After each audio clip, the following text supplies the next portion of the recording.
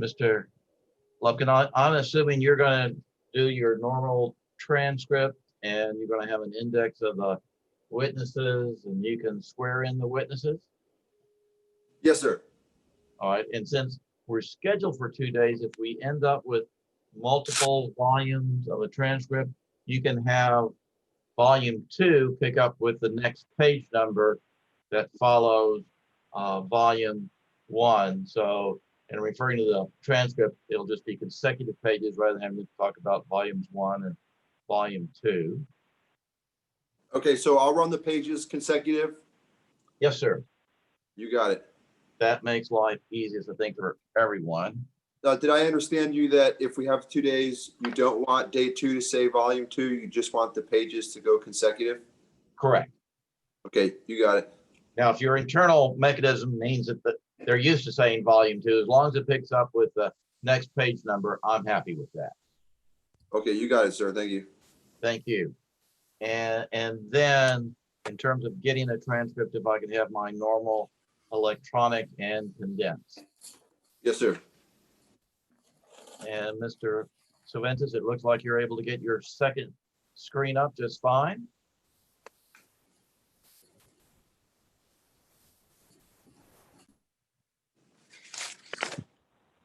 Good morning, Mr. Hartsfield. Fine. Good morning, Mr. Logan. How are you? Doing well, thank you.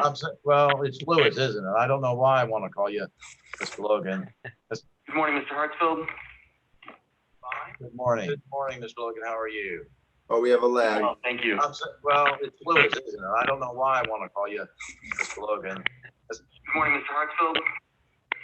And we're getting a lag from somewhere. How are you? Oh, we have a lag. Oh, thank you. Well, it's Lewis, isn't it? I don't know why I think somebody must have a second speaker on somewhere that we may need to turn on somewhere. How are you? Oh, we have a lag. Oh, thank you. Well, it's Lewis, isn't it? I don't know why somebody must have a second speaker on somewhere that we may need to turn on somewhere. How are you? Oh, we have a lag. Oh, thank you. Well, it's Lewis, isn't it? I don't know why somebody must have a second speaker on somewhere that we may need to turn on somewhere. How are you? Oh, we have a lag. Oh, thank you. Well, it's Lewis, isn't it? I don't know why somebody must have a second speaker on somewhere that we may need to turn on somewhere.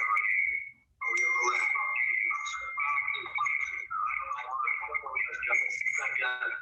Speaker on somewhere that we may need to turn on somewhere. It sounds like we still have a echo, or did we fix that? I'm gonna try muting everybody one by one to see if we can figure out where that's coming from.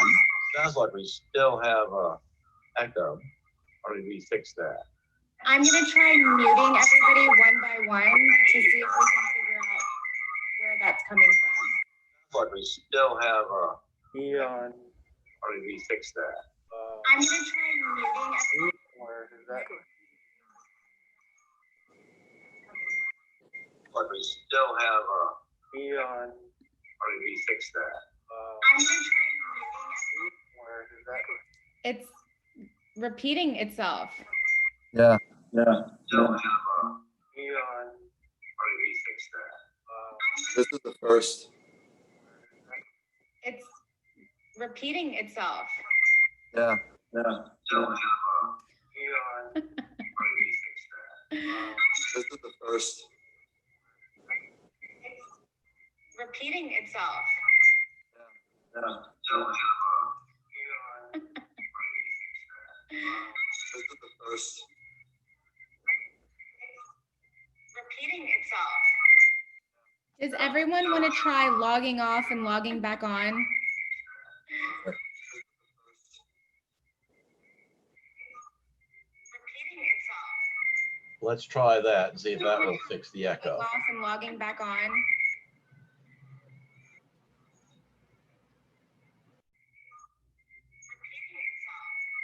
Let's try that and see if that will fix the echo. Off and logging back on.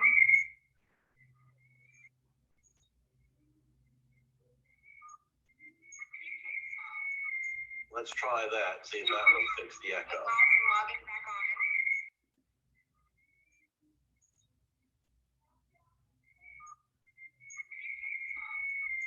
Let's try that, see if that will fix the echo.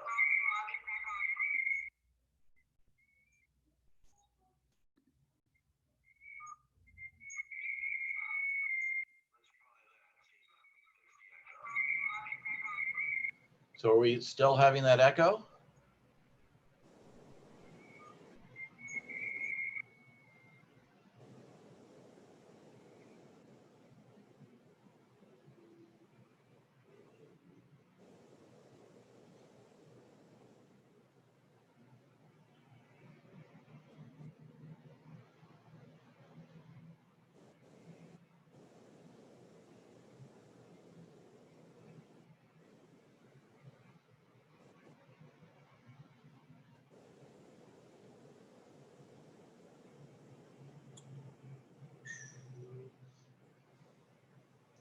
And Mr. Lipkin, are you hearing that echo any longer?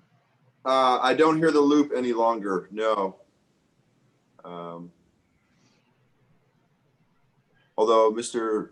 McElroy is muted now, so I'm wondering if that's where it was coming from.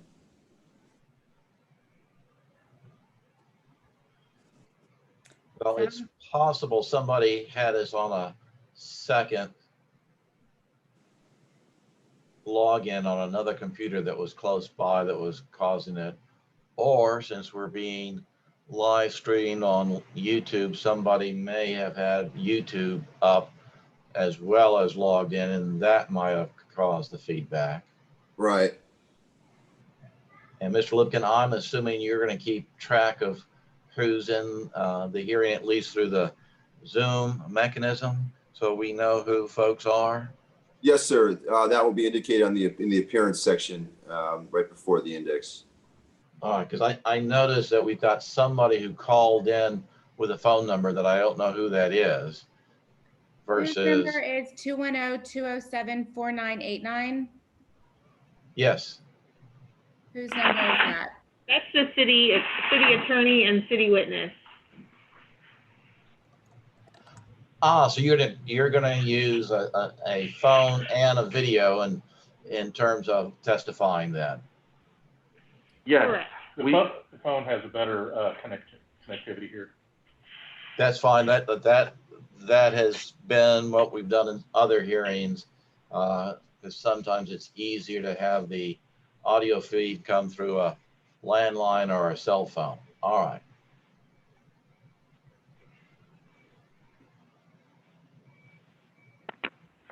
Mr. Hartsfeld, Yes. there are going to be a few different city witnesses in this room. There's an attorney and another witness. That's why we're masked. And I hope that whoever's speaking gets picked up on audio as well. It doesn't look like that's happening. So. Well, I can hear you fine. Let's see if the court reporter could hear you. I can hear Mr. Lewis fine. I think the concern is addressing another body in the room that might be sitting elsewhere at the table. Yeah, let me. Can you hear me? This will be where the witness sits. And that sounds fine to me. It looks like you may have one of those devices in the center of the table. That's one of those microphones that is unidirectional. Correct. All right. So that sounds like it's going to pick up enough. And Mr. Lipkin, at any time, if you are having problems, just let us know in Yes, terms sir. of making your record. And the same thing for counsel. If at any time you're not able to hear everyone, just let us know.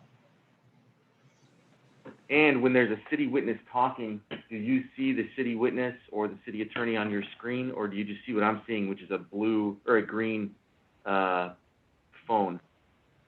Well, actually, I'm seeing you, Mr. Lewis, and I'm assuming that may be Ms. Pfeiffer. Yes, sir. All right. I wasn't sure because you were wearing the mask, so I can see both of you. So that works just fine. Good, we're hooked up. And at the moment, I've lost Mr. Saventa's video feed, but I assume he's just turned his off.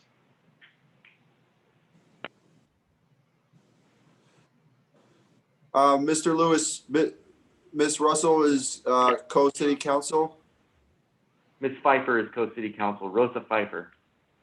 This is Zoe Russell. I'll introduce myself. I'm just working with Ben on this case Oh. as second chair, basically. Thank you. Thank you.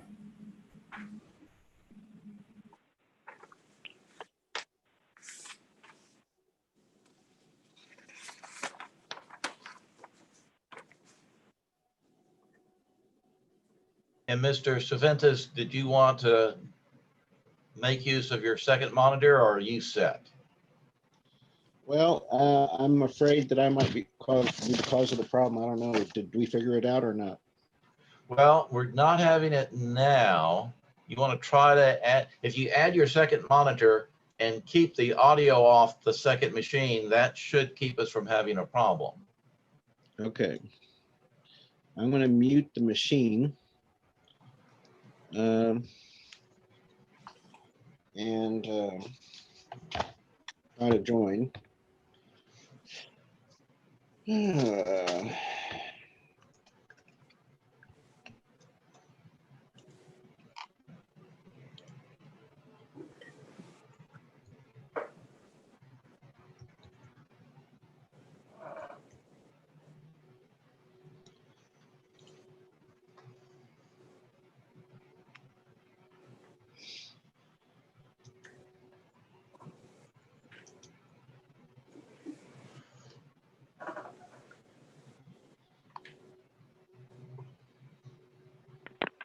Mr. Hartzfeld, this is Rosa Pfeiffer with the city. I just want to give you a heads up that I'm going to need a couple of breaks throughout the day. I am breastfeeding and I'll need to step out to do that. Sure. And so really the latest I can go this morning will be 11. So anytime that you're comfortable taking that, I'm comfortable going. And I'll need about 20 minutes. Sure, we can take breaks as we need them, and I generally say for everyone that it's fine to ask for a break when you need one. And if there happens to be a moment where you're not participating in the hearing and you need to get up and leave or anyone else does, that's fine with me because it doesn't bother me for folks to get up and leave and attend to other matters if they need to. And remind me that we need the break for you as we get close to 11 o'clock, and we can take a break there at a natural break point.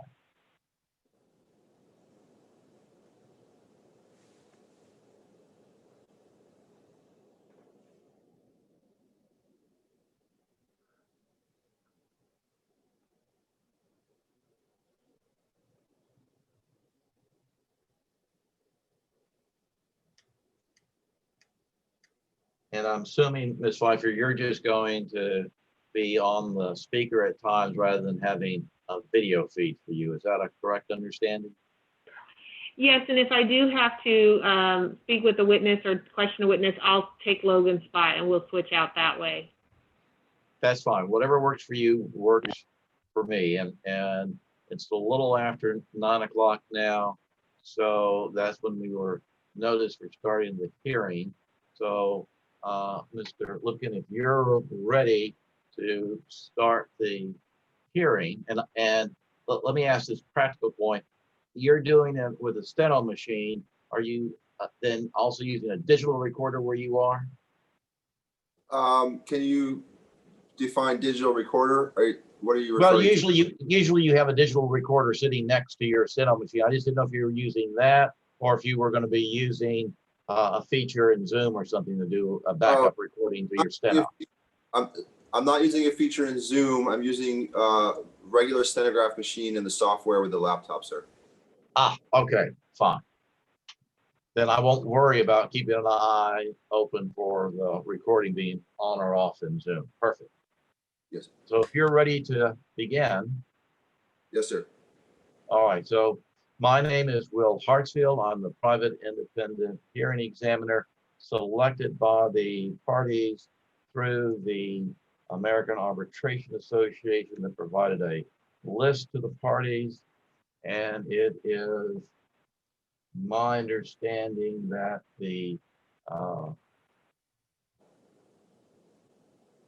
number assigned to that is, and bear with me while I find where that number is.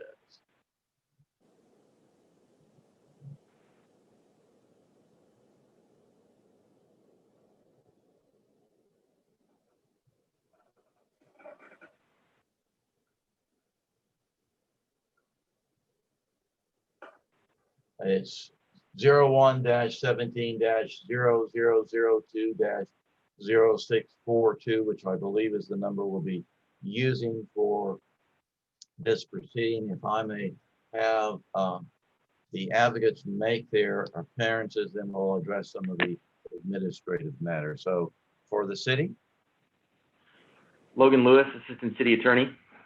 Rosa Pfeiffer, Assistant City Attorney. and then for the appellant, Ben M. Cifuentes Jr., I am the attorney for the grievant, Mr. Timothy Gill. and Ms. Russell, I thought you were co-counsel. Is that a correct understanding? That's correct. All right, thank you. And then we're conducting this hearing via video due to the national, state, and local emergencies concerning the pandemic so that we may proceed safely. And I have determined that it is a reasonable manner in which to proceed with the agreement of the parties. The notice required under Chapter 143 has been properly attended. The matter is being live streamed on YouTube so the public may attend remotely. During the hearing, if anyone is dropped, we will pause and give the person time enough to reconnect. My understanding is that we have email addresses and phone numbers so that we can communicate with anyone who is dropped to confirm that they're able to shortly rejoin us. Anytime anyone needs a break, please ask for it. Anytime someone is needing to leave to attend to other business, they may, if they're not the person who is involved in the hearing at that particular moment. I don't expect it now because we seem to have fixed it, but if there are any time lags with the audio and video, please let me know and we will address that. If you have your cell phone with you, if you'll mute that now, it'll be easiest for the court reporter if we avoid speaking over one another. If at any time the advocates and their parties need to communicate privately, just let me know and we'll make those arrangements. During breaks, I suggest that folks simply turn off their video and mute their microphones rather than actually leaving the meeting. The parties have provided me with exhibits, and just as they do in person when they put their 3-ring binders in front of me before we begin, I have not looked at those exhibits. So with respect to the city exhibits, my understanding is the parties may have reached an agreement about the admission of at least some of those. So with that, from the city's perspective, is there an agreement, Mr. Lewis, regarding the admission of some of the city's exhibits? Yes, we intend to admit 1 through 12. Appellant attorney agreed to make 1, 2, 9, 10, 11, and 12 joint exhibits, if I have that correct. That's correct. All right. So just so we have that straight, I'm looking at the exhibit list now, and I'll just start with exhibit 1 and renumber it as a joint exhibit with that number, if that works for everyone. So joint exhibit 1 would be the final discipline dated 2017. Joint exhibit 2 would be the proposed discipline, also dated 2017. Joint exhibit 3 would be the letter of appeal. Joint Exhibit 4 would be the final discipline that's dated 2015. And Joint Exhibit 5, let's see. Joint Exhibit 5 would be the rules and regulations, which is that the civil service rules and regulations, or is it the department's rules and regulations, Mr. Lewis? They're the department rules and regulations. Thank you, sir.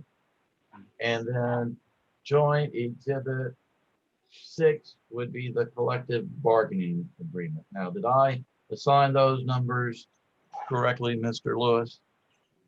Yes, sir, you did. And Mr. Cervantes, do you agree that I've assigned those numbers correctly?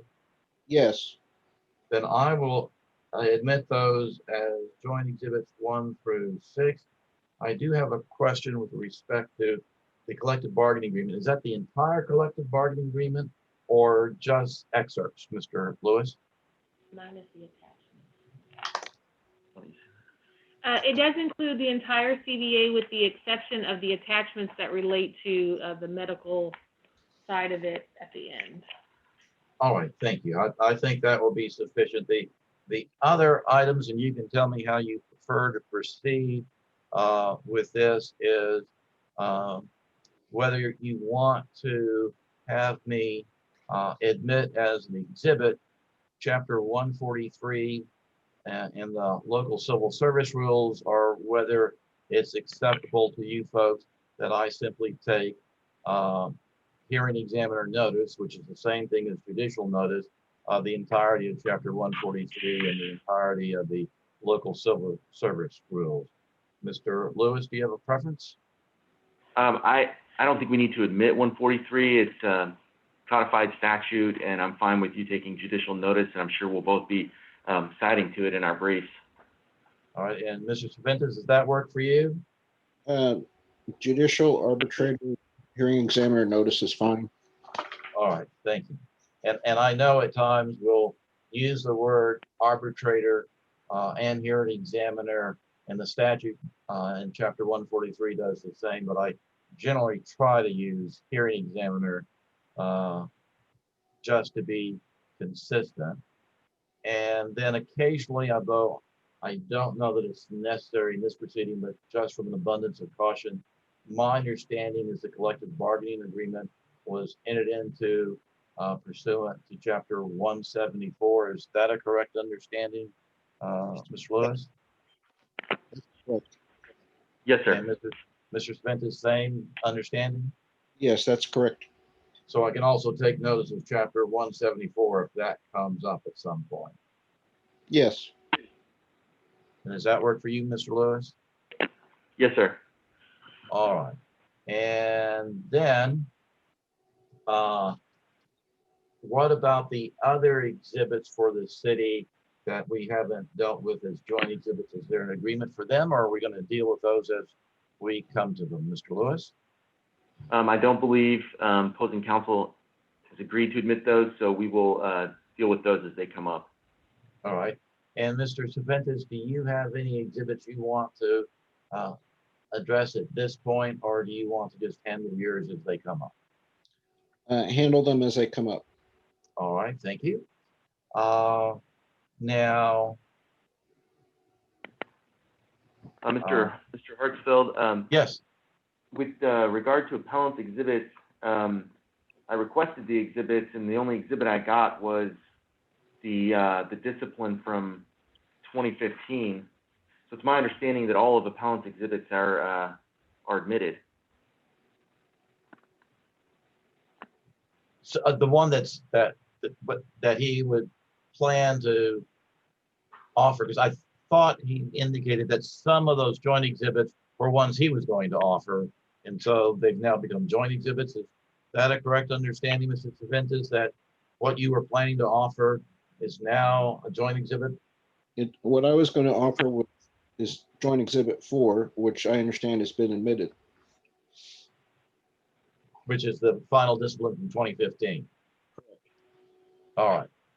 And so I think we've dealt with whatever exhibits Mr. Cervantes has wanted to get in at the moment. Do you have a different understanding, Mr. Lewis? No, sir. I just wanted to mention that those are the only exhibits that I've been made aware of are the joint exhibits already admitted. All right. And as we go forward, if there are other exhibits that either side needs to deal with, we'll address them as they arise. Now, with respect to the issues, is it a correct understanding that the issues for me for this proceeding are in chapter 143 and they haven't been altered by either the Civil Service Commission rules or the collective bargaining agreement? Mr. Lewis, your understanding? The collective bargaining agreement does lay out the standard as far as the city is concerned, and we typically differ with the interpretation of that with Mr. Cifuentes and others. I would recommend leaving that for the briefing. All right, and I believe you're referring to the notion of what is the definition of cause that's in the collective bargaining agreement in chapter 143. Is that the issue you're referring to? Yes, sir. Okay. And Anything else that may vary between chapter 143 and either the Civil Service Commission rules or the collective bargaining agreement from your perspective, Mr. Lewis? Not from my perspective. And Mr. Cifuentes, anything else from your perspective that is in the Civil Service Commission rules or the collective bargaining agreement that may vary from chapter 143, other than the notion of the definition of just cause or cause? well, I believe so. I believe that Article 29 sets forth a drug testing scheme that permits rehabilitation and encourages rehabilitation, and certain condition precedents have to be met prior to someone being punished under the first offense. And if those condition precedents are met, then the city's entitled to drug test for 24 months after the first discipline. If they're not meeting the condition precedents, the drug testing for 24 months is not permitted. And that's what we're dealing with here. And while the hearing examiner may disagree with our interpretation of whether it's admissible, we certainly believe that under a just cause standard, if the city didn't follow the contract, then under a just cause standard and the contract, that the arbitrator has it within his wherewithal to reduce punishment. And I think there's a lot of important issues in this case that Article 29 modifies the standard for discipline under the civil service rules and under the rules and regulations. So it's complex and very layered. All right. I appreciate that's helpful to know. Let me ask this question. Does a statement of the issue as does the discipline fit the charges proven to be true cover what you just described?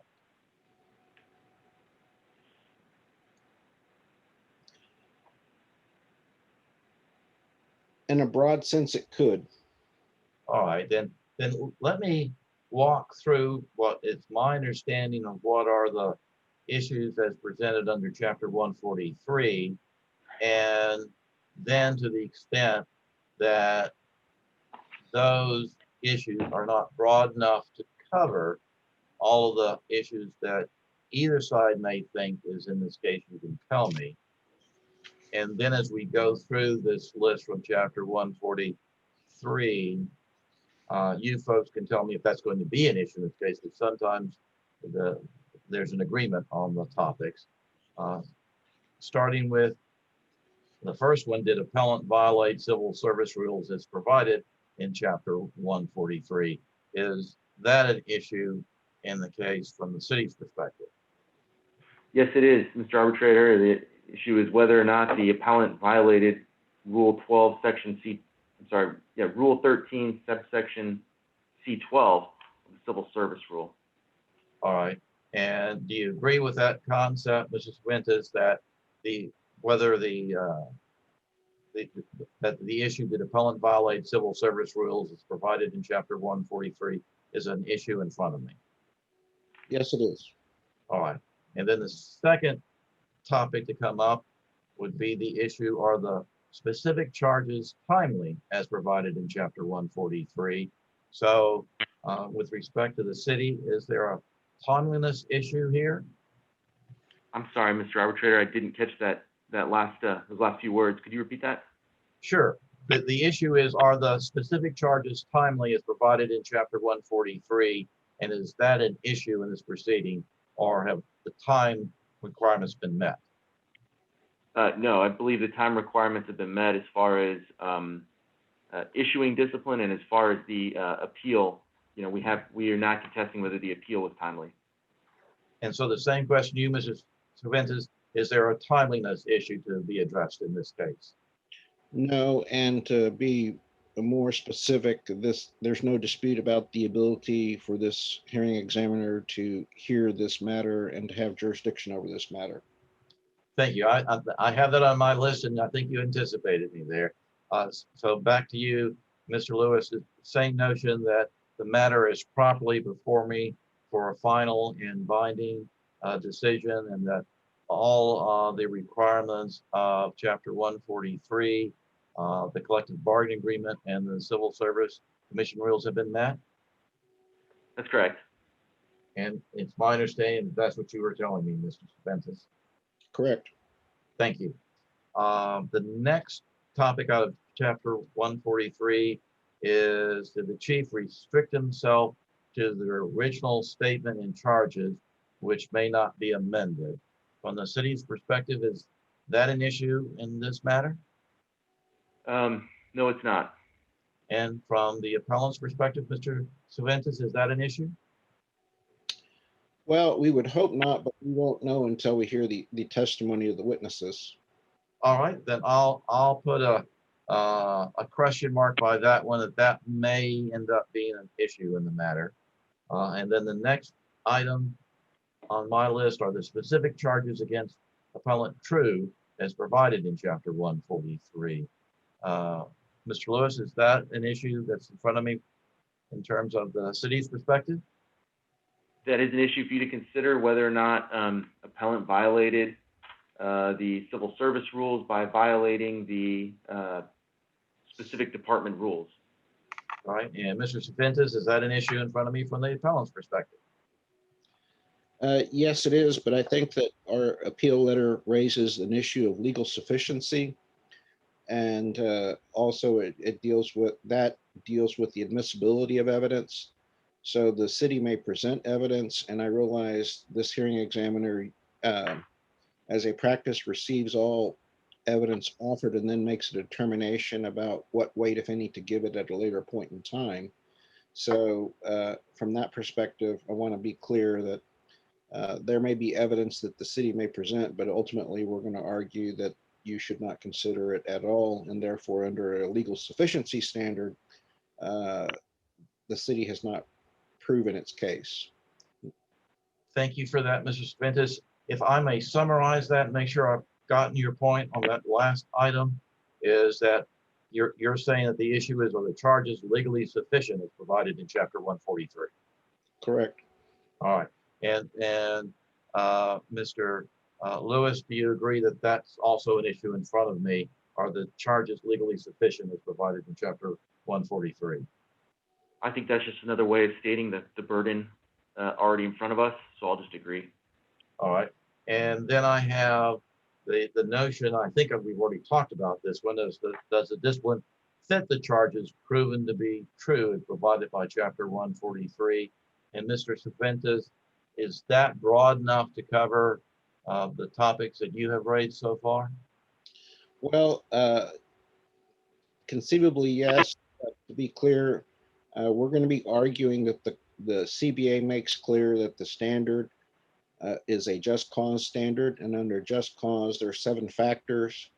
And under the 7 factors, if any of the 7 tests of just cause are not met,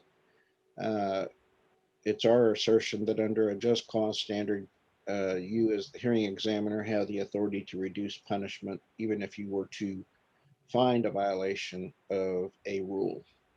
All right.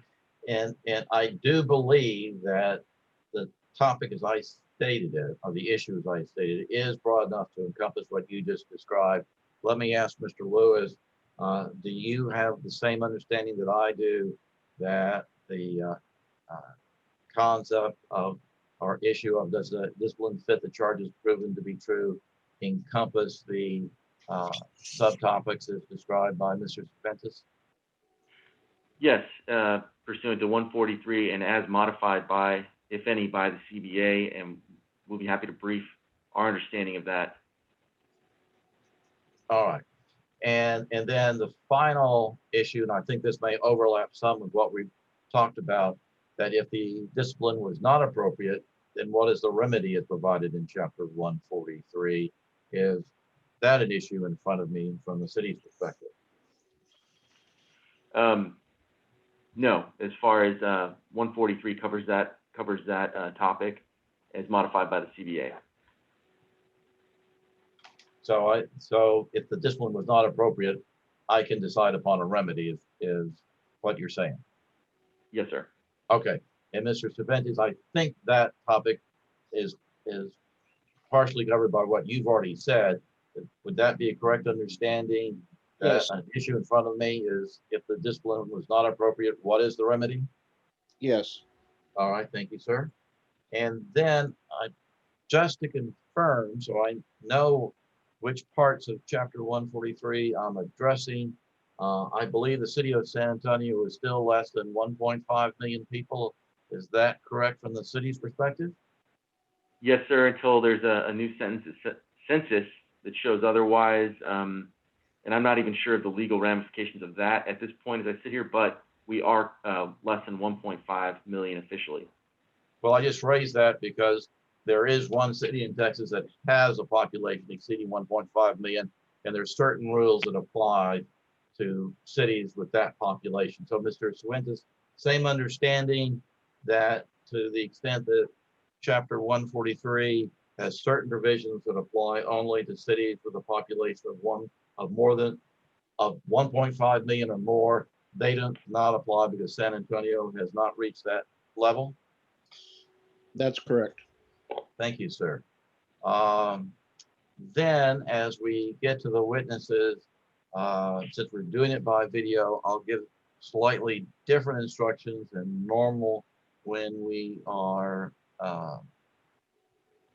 in person. And I'm assuming that the court reporter is authorized to swear the witnesses in, even though we're doing it via video. And if the court reporter can confirm that he Yes, can sir. swear in the witnesses. Yes, sir. All right, thank you. And then when we get to the end, we'll talk about timing of the post-hearing written submissions. Let me just confirm a few of those post-hearing matters. May I send the award as a signed PDF along with my statement for services to the advocates? From the city's perspective, is that acceptable? Yes, sir. And Mr. Cervantes, from the appellant's perspective, is that acceptable? Yes, All right, and then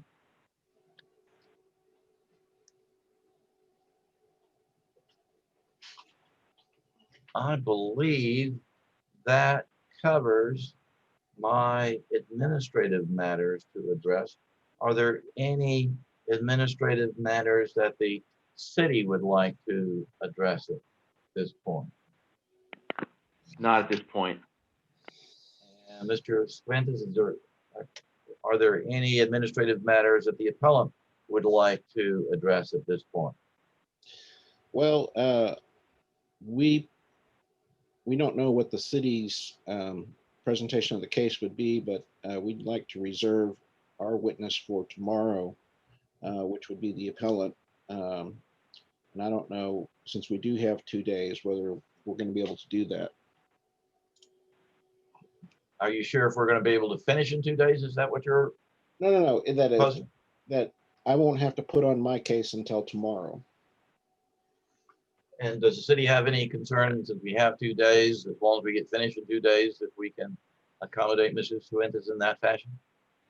I don't mind which day Mr. Cifuentes chooses to put on his case, as long as if I want to call his witness as part of my case, that I will do. Well, why don't we wait till we get to that bridge before we cross it, as to who you're calling?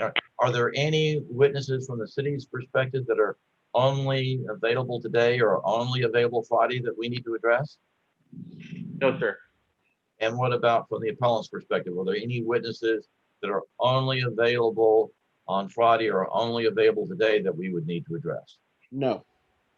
And certainly I'm aware that we're dealing with first responders. I respect the notion that there might be an emergency that might disrupt us or might cause someone to be unavailable when you're planning to call them as a witness. So we certainly can take folks out of order as needed to accommodate their job requirements as first responders. And with that, my understanding is, since it's a disciplinary matter, the city has the burden of proof and proceeds first. Is that the city's understanding of this matter? Yes, sir. And is that the appellant's understanding of the matter? Yes. And so if you want to go ahead and give the city's opening, Mr. Lewis, you may do so. You can do it seated, standing, or a combination. Whatever makes you comfortable is fine with me. All right. Thank you, sir. And first of all, should I refer to you as Mr. Hearing Examiner or Mr. Hartsfeld? Which would you prefer?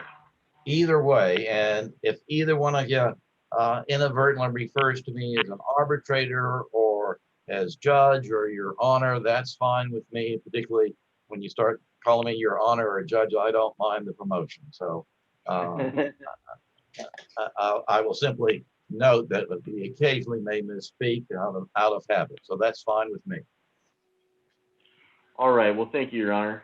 And we're here today because of a disciplinary appeal hearing for Timothy Gill, former firefighter Timothy Gill. The case is actually very simple from the city's perspective. What happened was there were 2 positive marijuana drug tests within 2 years. I'll go on even though I don't need to, but that is what happened in this case. In 2015, April 23rd of 2015, Officer Timothy Gill tested positive through a random drug test performed by the department. Pursuant to the collective bargaining agreement at the time, Mr. Gill could then be randomly drug test at any point for the next 2 years after he returned from the mandatory 30-day suspension. Within that 2-year period, Mr. Gill was then tested again. The CBA says you can be tested randomly.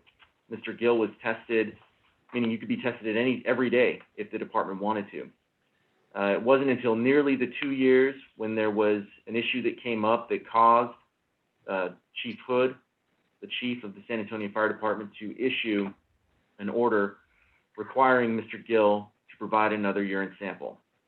On March 2nd, which was within that 24-month period, Timothy Gill again tested positive for marijuana. You'll learn that the 2015 discipline, the 30-day discipline, was not appealed. You'll learn that after the 2017 proposed indefinite suspension was issued, Chief Hood met with Timothy Gill, and Timothy Gill again admitted smoking marijuana in his presence. That initiated the final indefinite suspension. You'll learn from the testimony that Mr. Gill does not contest the fact that he tested positive twice. You'll learn from the testimony that 2 positive tests within 2 years results in an indefinite suspension. It is the same standard that is applied to DWIs in the department. It's what Chief Hood does. There's an indefinite, and then if you get another within 2 years, or I'm sorry, your first a 30-day. If you get another within 2 years, you receive an indefinite suspension.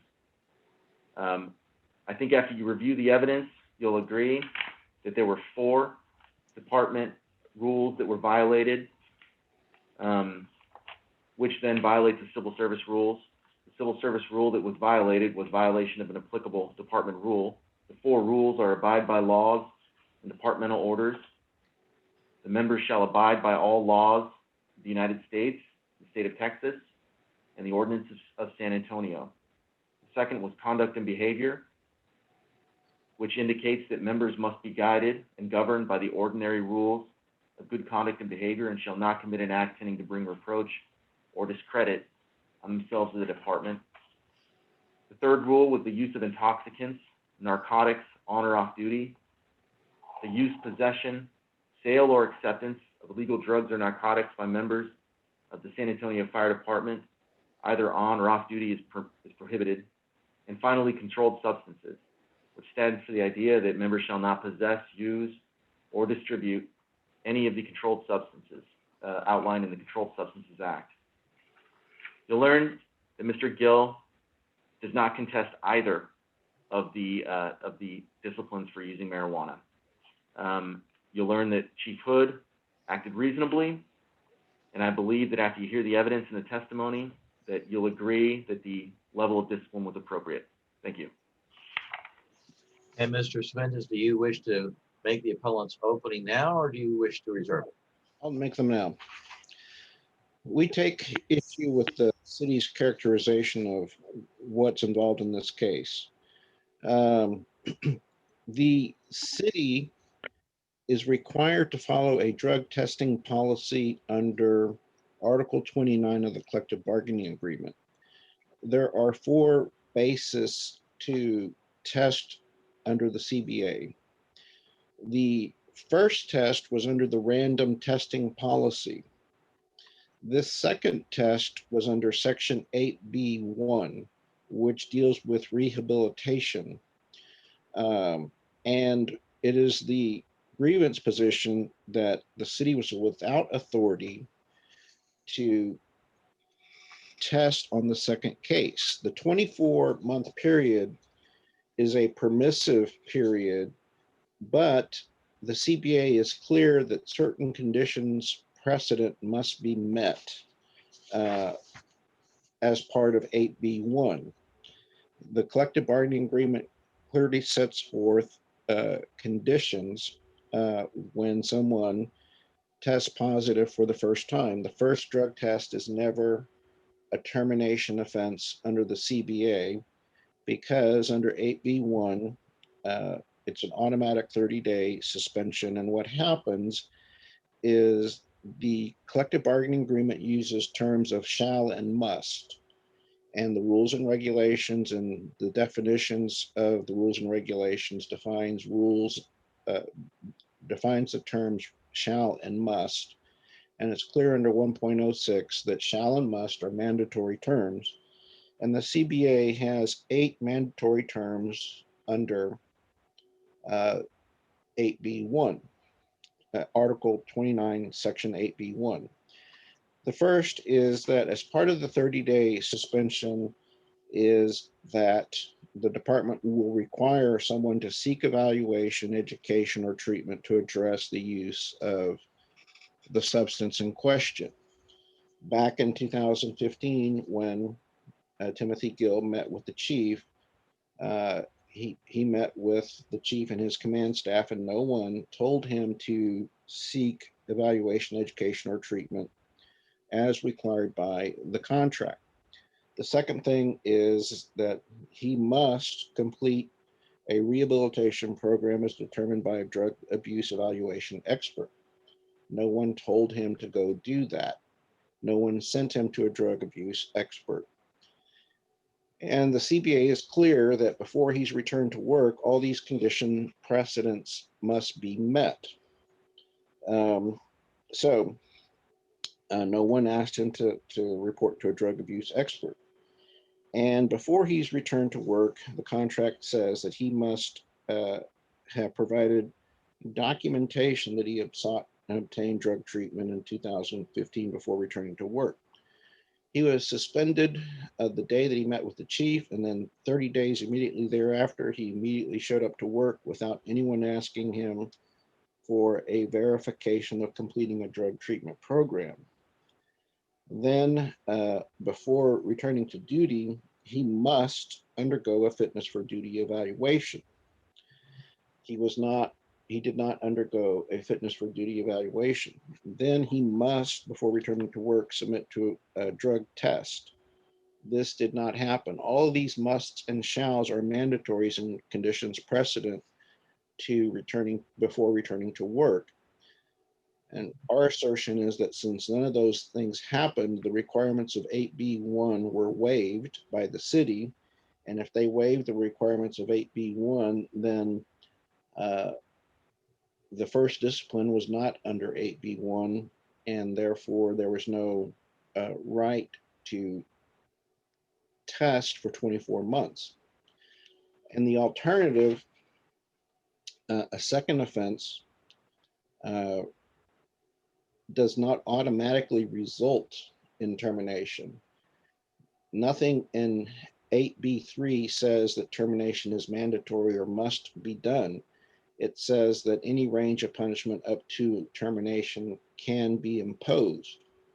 And so, although we think that 8B1 doesn't apply in this case and has no interplay with 8B3, we believe that given that it's not mandatory under 8B3 to terminate, and since the city didn't follow 8B1, that termination is excessive. In the alternative, we also take issue with the city's contention that Timothy Gill admitted to violating the contract on the second go-around. He met with the chief only after he was served an indefinite suspension, and he was advised that beforehand by Connie Hall that the only way to save his job was to beg for mercy. He did not consult with any attorneys or anyone else before going in. However, when you look at the city's documentary evidence, there's nothing in the documentary evidence to show the drug test would be admissible under Article 5 and Article 6 under Section 29 of the CBA. There's nothing in the document that the city intends to introduce, and they don't list any witness that would be able to prove the requirements of a valid drug test under Section 5 or Section 6 of the CBA. And the city didn't follow the procedures that are set forth in Article 6 before submitting a drug test to the city for evaluation. And therefore, because the city didn't follow its procedures in drug testing, the city proceeded with an improper proposed indefinite suspension. And but for that improper proposed suspension, Timothy Gill never would have been in the position to have begged for mercy. At one point in time, Timothy Gill asked personnel for a copy of the drug test, and he was told beforehand that he was not allowed to see that, and he'd have to talk to an attorney about getting it. So it's our contention that under Article 29, Sections 5 and 6, that the drug test result that the city intends to offer would not be admissible because it didn't comply with the drug testing protocol. And number two, even if it did comply with the drug testing protocol, under 8B1, the city waived its ability to test him during the 24 months. And finally, the level of punishment is excessive. And so we're going to ask that the discipline either be set aside or reduced. Thank you for those presentations. Now, if the city is ready to call its first witness, you may. Thank you. At this time, we'll call Rafael Reyes.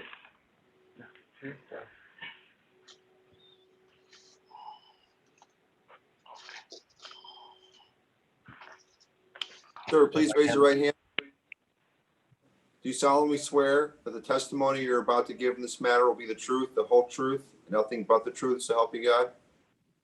Yes, I do. Thank you. Now, Chief Reyes, just so you know, my name is Will Hartsfield, and I'm the hearing examiner for this matter. And since we're doing it by video, I just want to note a few things for you, that if at any time we lose the connection, just let us know, and we'll make efforts to have you rejoin. If at any time you do not hear a question, please ask for it to be repeated. If you don't understand the question, just simply say so and ask for it to be rephrased.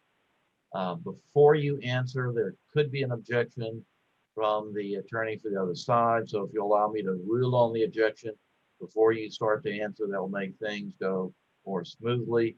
Once the city's advocate has asked you questions, the appellant's advocate may be asking you some questions. If at any time you need a break, please let us know. If you have a cell phone with you, if you could place it on mute. I understand that there might be an emergency you have to respond to, so it's fine for you to leave it on so it can notify you. But if you can just turn off the ringer, that will be helpful. And when you're answering, if you will rather than nod or shake your head or say if you'll answer yes, no, I don't know. And in other words, if you'll answer out loud, that will move things along. And if at any time the court reporter has any difficulty hearing you, or if I have any difficulty hearing you, we'll tell you so that you can speak up. And with that, do you have any questions about my request of you? No, sir. All right, thank you. Then if you may begin your examination of the witness. Thank you, sir. Mr. Reyes, please introduce yourself to the arbitrator. I'm Chief Ralph Reyes. I'm in charge of the Division of Professional Standards for the San Antonio Fire Department. And what is your position with the San Antonio Fire Department? Division head, I am also the custodian of records for the San Antonio Fire Department. And as custodian of records, are you familiar with the manner in which records are created and maintained by virtue of your duties and responsibilities? Yes. You've got a binder in front of you. Do you see that? Yes. Would you please take a look at the binder and flip through it? There are 12 exhibits in front of you. Do you see those? Yes. Okay. Now, for the record, some of those have been relabeled to Joint Exhibit 1, Joint Exhibit 2, which you see as Exhibit 1 and Exhibit 2. And then Exhibit 9 has been relabeled to be Joint Exhibit 3. Exhibit 10 is Joint Exhibit 4. Exhibit 11 is Joint Exhibit 5. And Exhibit 12 is Joint Exhibit 6. Exhibit 3 in your binder through 8 remain unnamed, or remain Exhibit 3 through 8. Okay. And if you see down at the bottom of each exhibit, bottom left, you'll see a COSA number. Exhibit 1 obviously begins with COSA 00001, and it continues until COSA 130. Do you see that?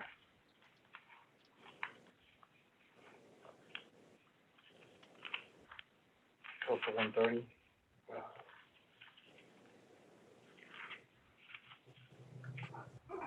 Yes, I have it here. All right. Okay. And are you familiar with each of the exhibits that are listed in that binder? Yes. Okay. And with regard to those exhibits, COSA 1 through 130, is it the regular practice of San Antonio Fire Department to make these type of records at or near the time of each act, event, condition, opinion, or diagnosis set forth in the record? Yes.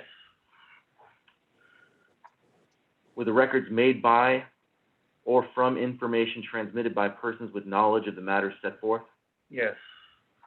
Is it the regular practice of the San Antonio Fire Department to keep these types of records in the course of regularly conducted business activity? Yes. And is it the regular practice of the business of the San Antonio Fire Department to make these records? Yes. At this point, Mr. Hearing Examiner, I move to admit all 12 documents or the remainder of the documents that were not listed as joint exhibits. Any objection? Yes, we specifically object to admissibility of COSA. Looks like it's 507, exhibit number 3. The city has failed to lay the predicate under any business record exception to the hearsay rule. This contains hearsay within hearsay. It's got 3 levels of hearsay.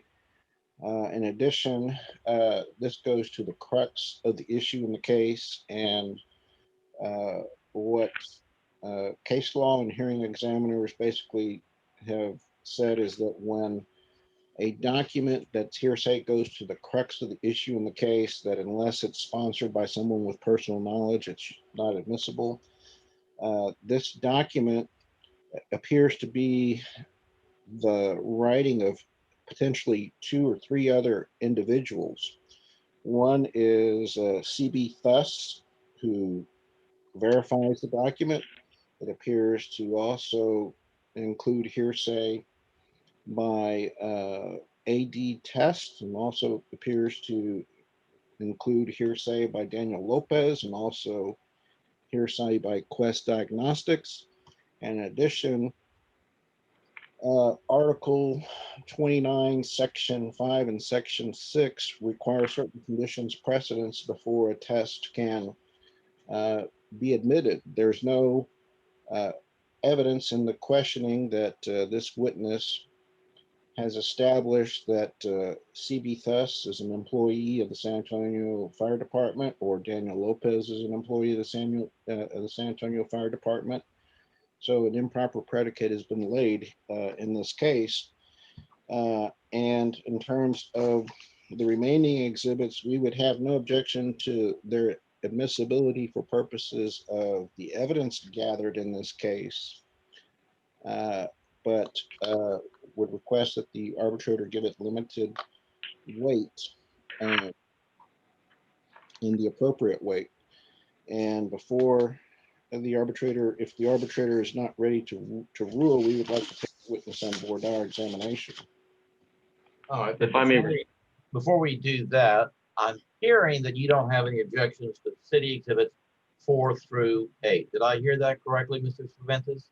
Well, that they be given limited weight, that they be admitted and given the appropriate weight. All right. And with that understanding, I'm inclined to admit them. Does the city want me to do something differently with city exhibits 4 through 8?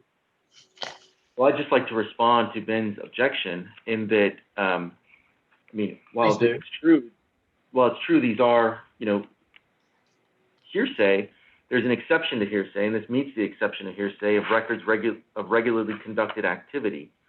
Rule 803-6. And these records meet the standard of 803 subsection 6A through E. He has laid the predicate of a custodian of record, which is required under 803-6D. All of these records are records kept in the regularly conducted activity of the San Antonio Fire Department. Just because a record includes hearsay, like a drug test, it is kept in the regular course of their business. For every single employee that is randomly drug tested, this goes in their file. We have the custodian of records laying the predicate as a business for the business records exception, and as the established custodian of record. So the city believes this is an absolute exception to hearsay per the rule. And what I heard was just a response to the objection to City Exhibit 3. I take it that from the city's perspective, I could admit City Exhibits 4 through 8 and decide once I've heard all the evidence whether the information contained in those exhibits are helpful to me or not. Yes, I appreciate that you were going to admit 4 through 8. I wanted to respond to his objection to the drug screen Exhibit 3. All right, so with the understanding that once I've heard the entire matter, I'll decide what is useful to me among City Exhibits 4 through 8. I'll admit City Exhibits 4 through 8. And Mr. Cervantes, is there a response you want to make to the city's comments about hearsay before you voir dire the witness, or would you prefer to voir dire the witness and then make any additional comments?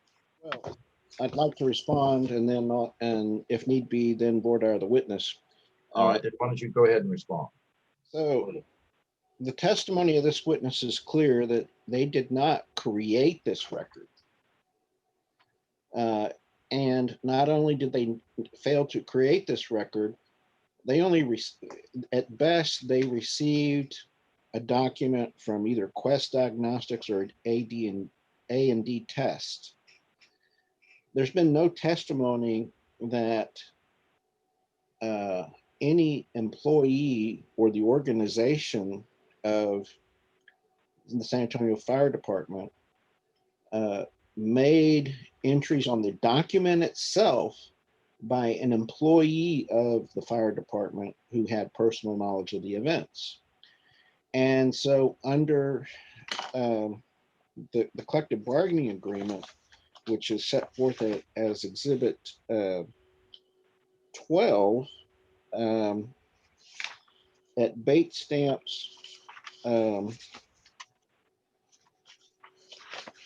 0500093 through 97, there's certain requirements that have to be met in order for a test to be proper and valid. And so you have to have an initial threshold of 50 nanograms per milliliter to have a presumptive positive test.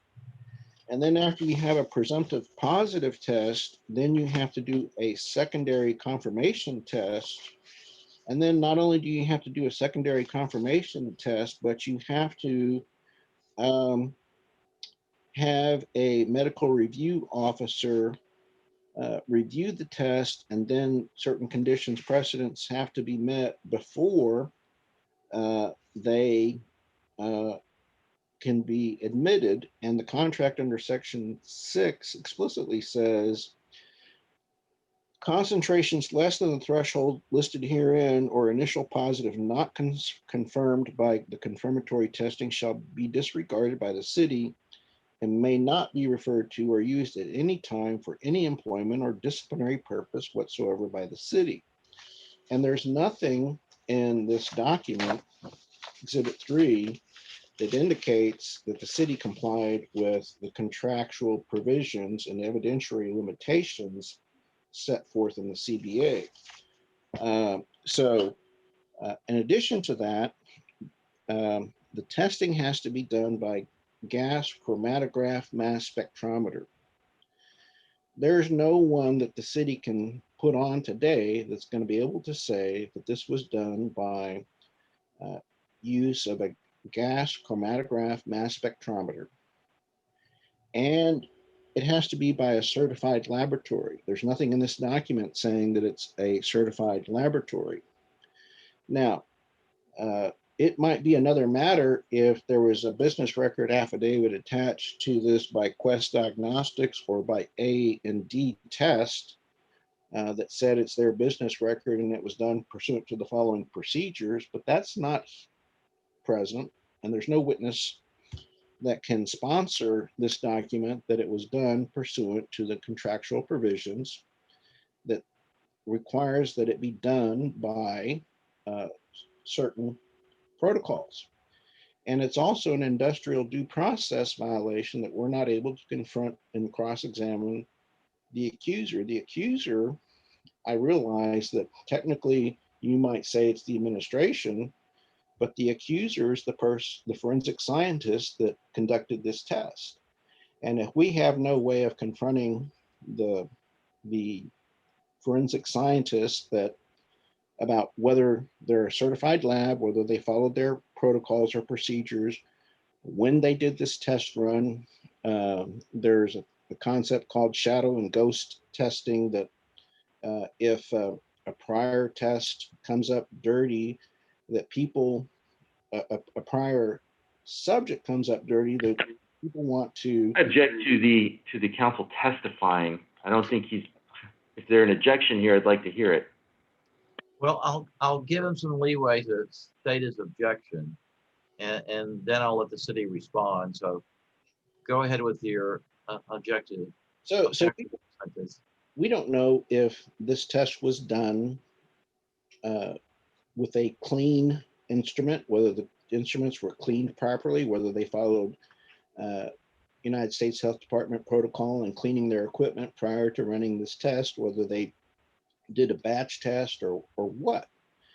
And so there's no way that this witness can sponsor this document under a business record exception. And even if you have a business record, hearsay within hearsay is not admissible. And this goes to the crux of the issue in this case. We don't know from this document whether Article 29, Sections 5 and 6 were satisfied. And the only way to know that is to have Dr. Thess or someone from Quest Diagnostics to come in. We don't know if there was the chain of custody was followed. And I'm assuming that the specimen collector, Daniel Lopez, would be able to initially start the chain of custody. We don't know how it got from Daniel Lopez to Lenexa, Kansas, whether it went to Waco first. You know, there's a lot of information that is missing before this can be admissible. And just to simply admit it as a business record would be improper and violate this grievance due process rights, and we would strenuously object to its admission. And the city's response to the objection. First and foremost, it's an exception to the hearsay rule against hearsay under 8036. It certainly meets the requirements of records of regularly conducted activity. It goes into every single firefighter's personnel file when they are given a random drug test or any other drug test. There's these slips in nearly everyone's file. We put on the custodian of records to show how this document is reliable because it's a regularly kept record within the department. The predicate that I laid was the predicate for a custodian of record under Rule 90210. We walked right through it. So I'd be happy to brief this issue, and I'm sure Ben would like to as well, but it's certainly an exception to the hearsay rule. Mr. Cervantes, anything else? Well, number one, we would object to its admissibility, and I don't know whether you will permit me to voir dire or whether you would rather me handle it on cross-examination. Well, let me ask this question before I rule, because as I recall what's in chapter 143, and as I recall what's in the Civil Service Commission rules, and what's in the collective bargaining agreement, I don't remember anywhere that it says that the rules of evidence apply to this proceeding. Am I missing something somewhere? And Mr. Smithers, I'll let you comment first. Yes, I believe that's correct. And so what I would urge the arbitrator to do is, number one, we disagree with Mr. Lewis, his interpretation of the exception to the hearsay rule. But even if the hearing examiner were to agree with Mr. Lewis' interpretation of the hearsay rule, given that you don't have to follow the rules of evidence, I think that you can resort to what arbitrators often do, and that is that if the crux of the discipline hinges upon a hearsay document, and given that this is a death penalty case, essentially, you can require that the city prove up uh, through the witnesses with personal knowledge the contents of this document. And so that's what we would urge you to do in the alternative if you were to determine that the rules of evidence don't apply. All right, thank you for that. And because we are being broadcast, I'll just observe that when you use the phrase death penalty, I understood that to be industrial, if you will, death penalty, meaning termination of employment, as opposed to anything criminal, just in case somebody misunderstands your use of the term. That's how I took it, and I assume that's how you meant it. Yes. Thank you, sir. And the same question into the city. Is there anything that says that the rules of evidence apply to this proceeding? No, Your Honor, it does not say that. With that regard, I still stand by our exception to the rule against hearsay, but I also understand that you give it the weight that you deem it deserves. And secondly, the drug testing policy, section 29 and the other section in the CBA does set forward the fact that these drug tests and the drug test results will be stored in the personnel file, and they will be confidential unless needed for an arbitration appeal.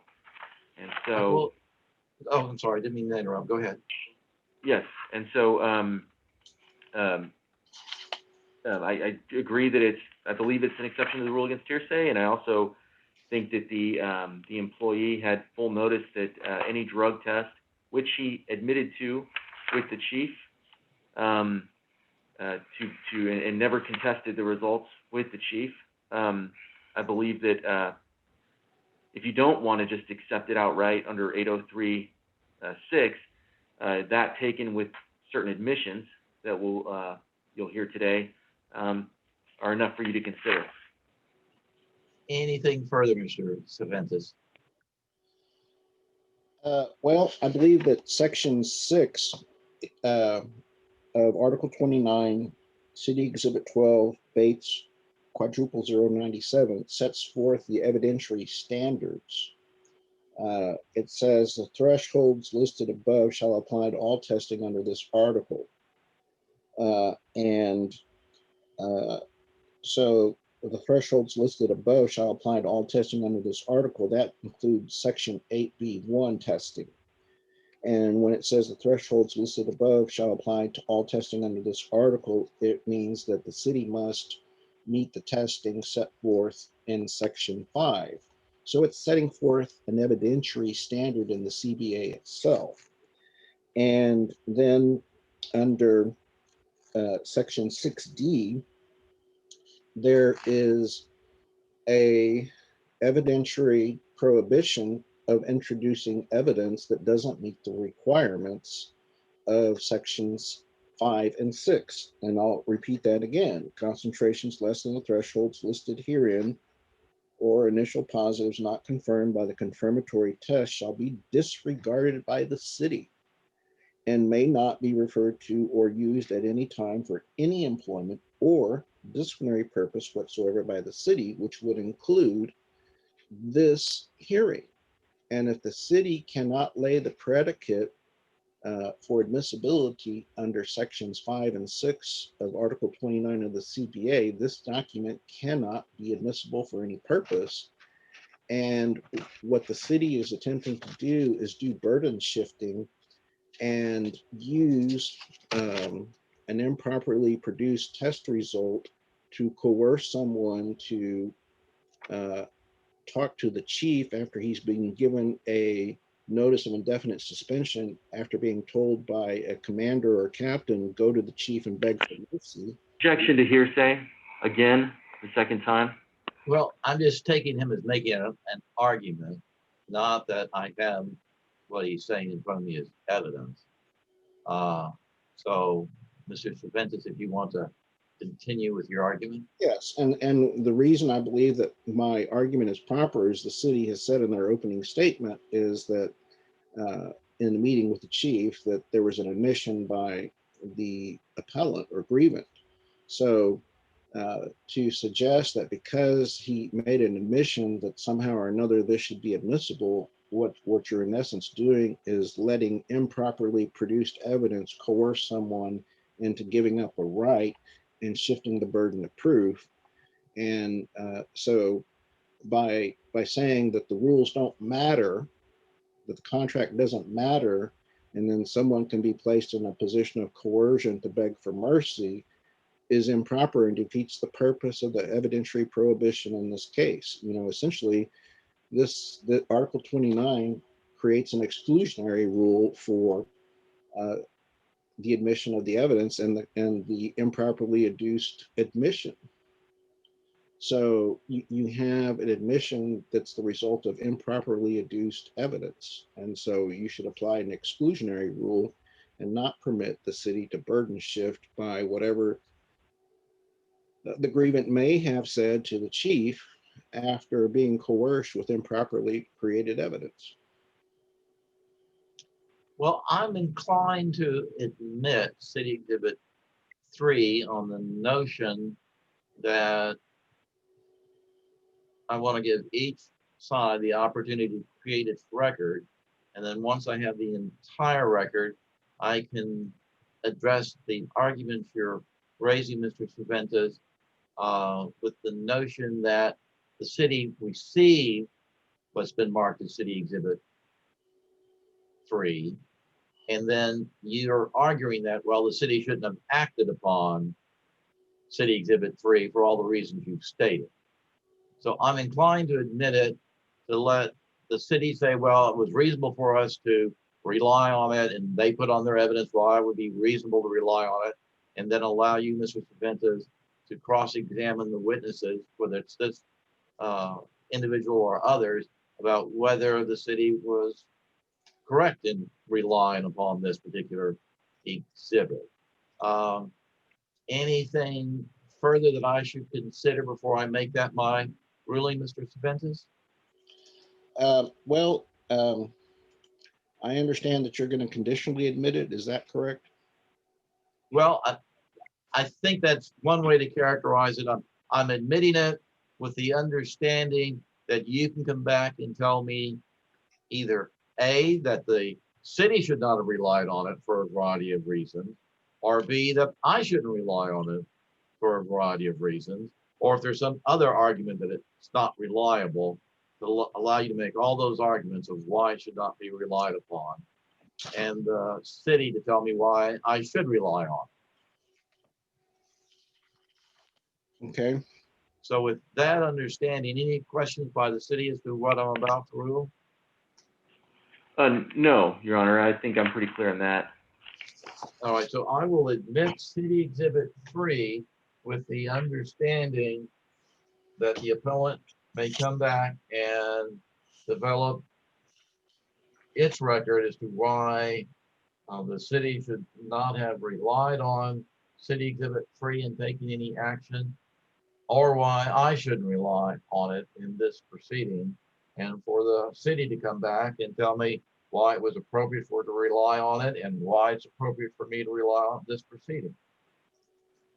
So with that, I believe the city was still examining the witness, and if you will proceed with your examination, please.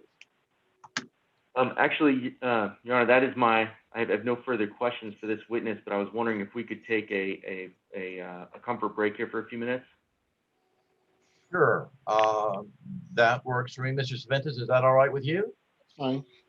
All right, why don't we take a 10-minute break till say 10:30, or well, that's 14-minute break, but why don't we take it to 10:30 if that works? Yes, sir. Thank you. All right. So if you all will turn off your videos and mics, and not turn off your link to the hearing, that's how we'll proceed. Thank you. And is that enough time for the court reporter? Yes, sir. Thank you.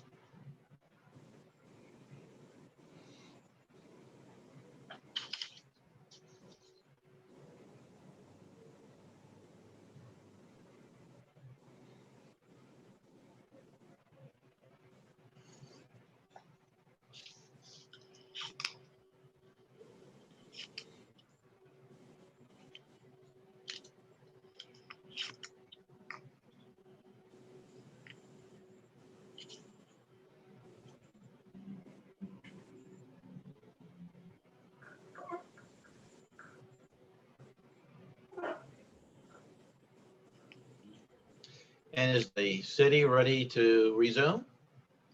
Or do you need a few more minutes?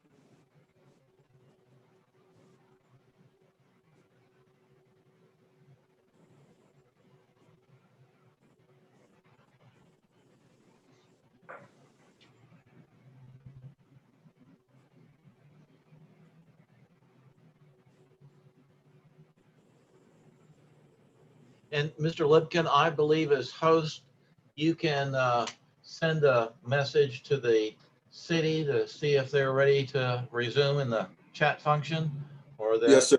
Do that right now. Thank you, because I can see they're still connected. I'm just typing it in. Thank you. And if they need a few more minutes, that's fine. I just want to make sure we haven't lost a connection, even though the system is showing they are connected.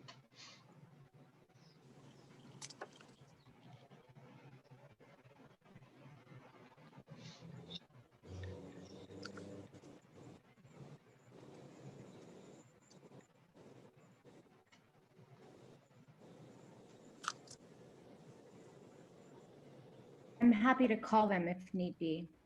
Oh, there's Megan.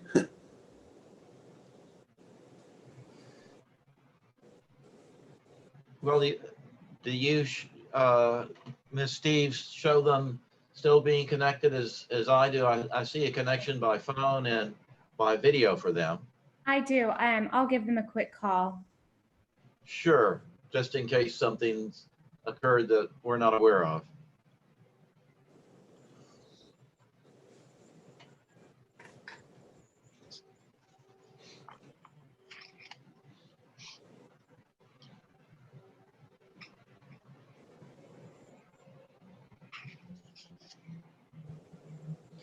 And while we're waiting, Mr. Lipkin, I'm assuming you've been able to get everything that you need to get in creating the transcript, because you haven't said anything otherwise. So far, so good. Been nice and smooth so far. Thank you for asking.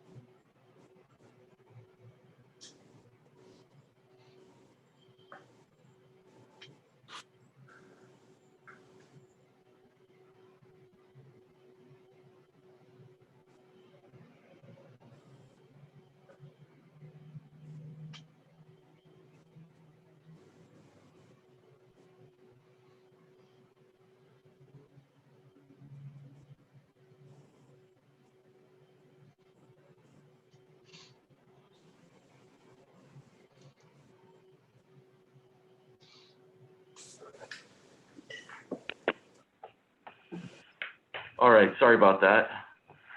That's quite all right. It's not a problem for y'all to take a little longer when you need it. So if you're ready to resume, Yeah, we're missing my co-counsel, but we can begin. well, we can wait for her if you'd like. I think she'll be a minute, but she can always come in and just take a seat. Actually, here she comes, so we'll wait. Sure.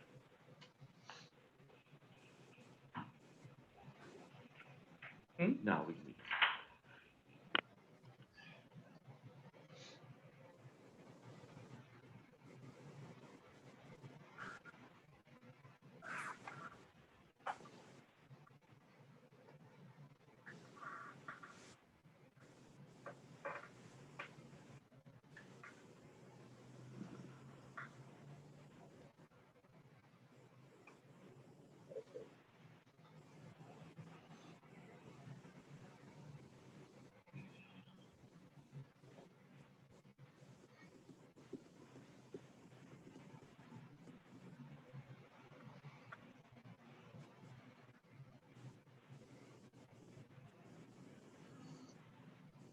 And while we're waiting, Mr. Lewis, I want to thank you for bookmarking your exhibits because it made it much easier for me to move between City Exhibit 3 and what we've now marked as Joint Exhibit 6, the CBA.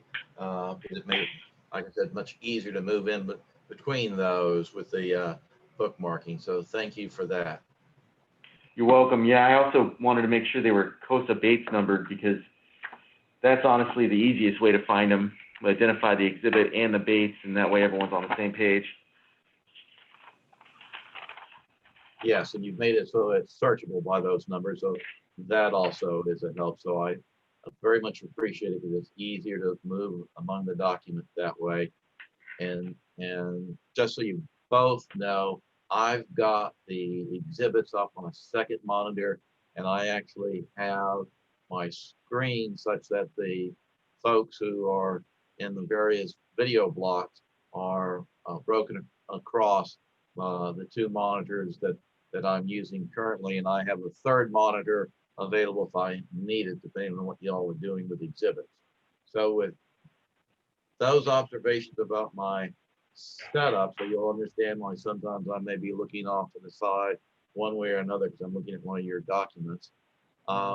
If you're ready to begin, I believe the city, if you're ready to go back on the record, Mr. Lipkin.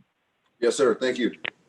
And my understanding was the city was finished with its questioning of the witness, so we're now ready for cross-examination. Is that correct, Mr. Lewis? Yes, I passed the witness. All right, so Mr. Sventes, you may begin your cross-examination. All right. And you testified your name is Chief Reyes, Rafael Reyes, is that correct?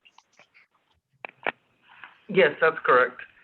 All right, and would you, I don't want to make assumptions, but it's my understanding that you're not a chemist, is that correct? Yes, that's correct. You're not a forensic serologist, is that correct? Yes, that's correct. And you are not a medical doctor, is that correct?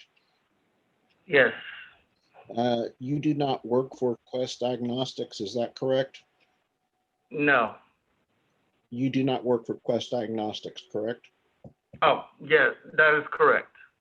And you would agree with me, you do not work for A and D test, is that correct? Yes, that's correct. I do not work for them.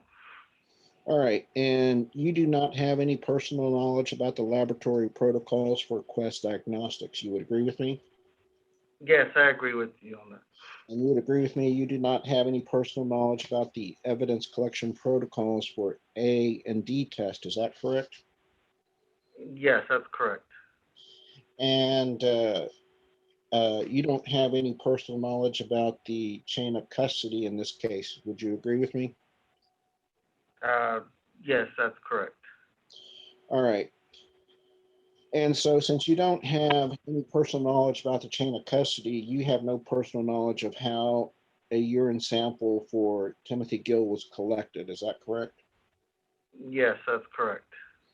And so you don't have any personal knowledge if the urine sample for Timothy Gill ever got to Quest Diagnostics in Lenexa, Kansas. Is that correct? You're correct. I have no knowledge on that. All right. And would you agree with me that you have no personal knowledge of how the testing on Timothy Gill's urine sample was conducted?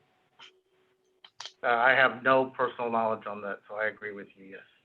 And you know, have no, and as a corollary of that, you wouldn't know what testing instrument was used to determine the presence or absence of Timothy Gill in his urine sample. Is that correct?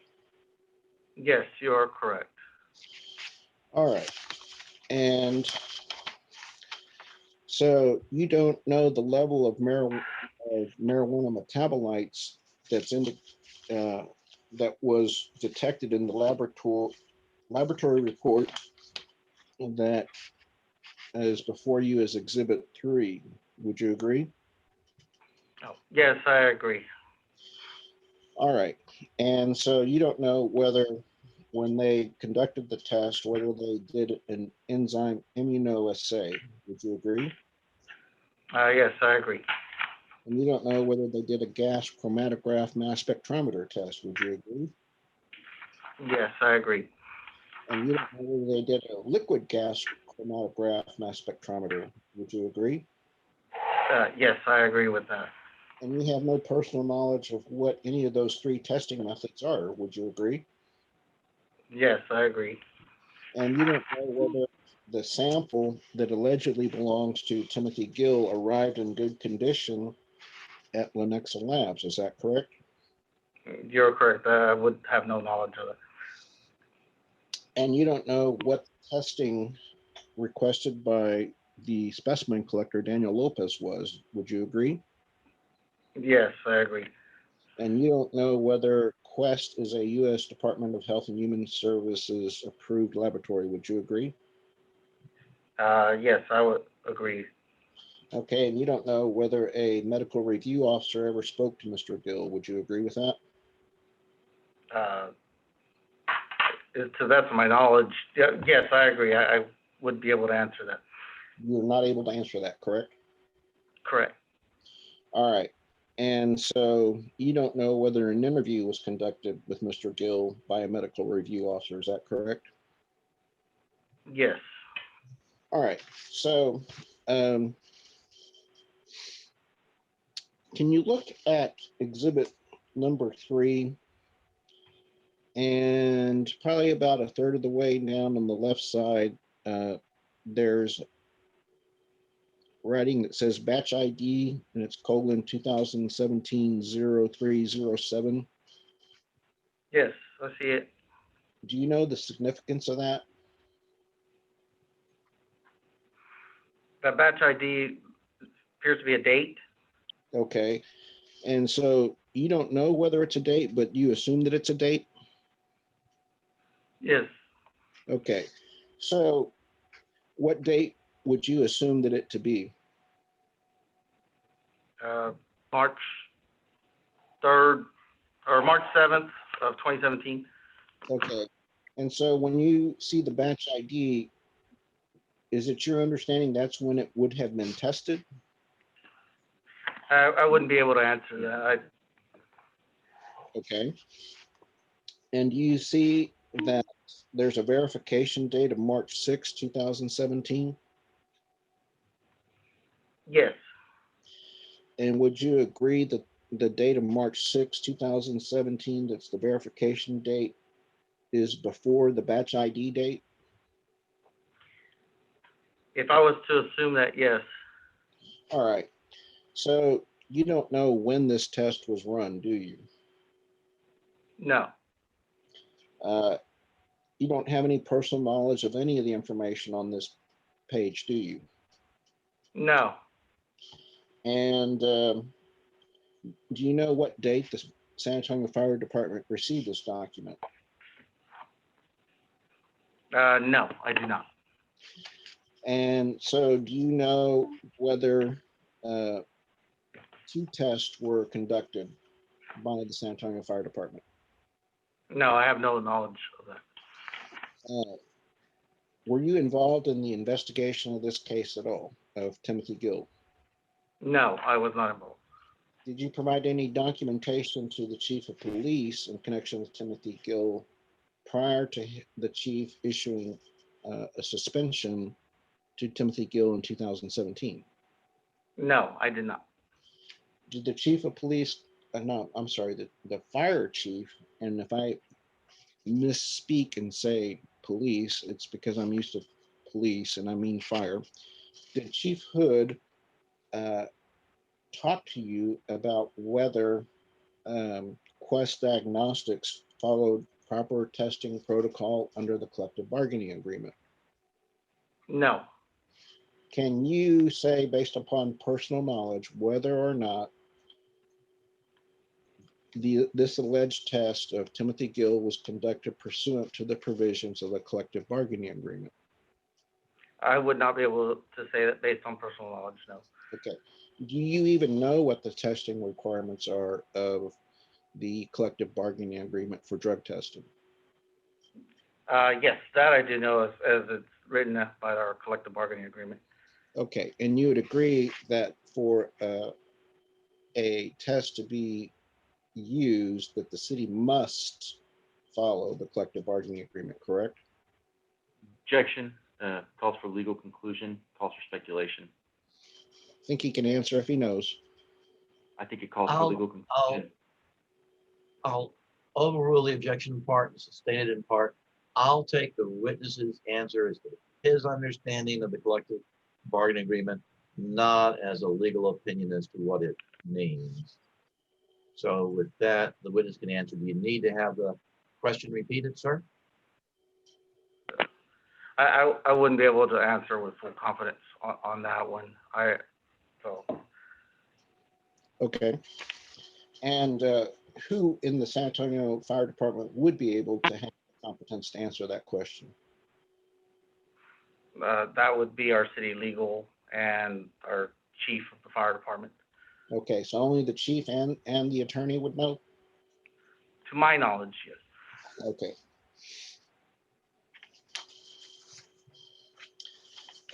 Are you familiar with the testing process of drug testing? Yes, you're talking about it in relation to our collective bargaining agreement and the drug testing process, yes. And you understand that in order to be tested, that the collection of a urine sample must be done in a way to provide adequate privacy to the person tested, correct? Objection, calls for a legal conclusion. And I'll give you a running objection to this line of questioning about what's in the collective bargaining agreement. And I'll take the witness's answers as to his understanding of what's in the collective bargaining agreement. So let me and not a legal opinion. let me And rephrase. if you need to refer to the collective bargaining agreement to answer the question, if you will tell us that, so I know that you are needing to refer to it. But if you can answer it in your memory, if you can, before you look at it. I'm going to withdraw that question and rephrase. All right, If please I do. could make one more, if I could make another objection to basically the entire line of questioning here, that is outside the scope of the direct examination, as he was put on to simply walk through the custodian of records predicate. If you don't believe that's an exception to hearsay, that's one thing, but to walk through this line of questioning is to make him an expert or presume that he's an expert in the drug testing policy was not a part of my direct, and so it's an improper cross. Well, I think the rules of evidence don't apply, and so while that might be a proper objection under Chapter 6 of the Rules of Evidence, it's not proper here, and I think it's a relevant area of inquiry on my part, and the objection wasn't timely. Well, in any event, I understand that the witness was not offered as someone who was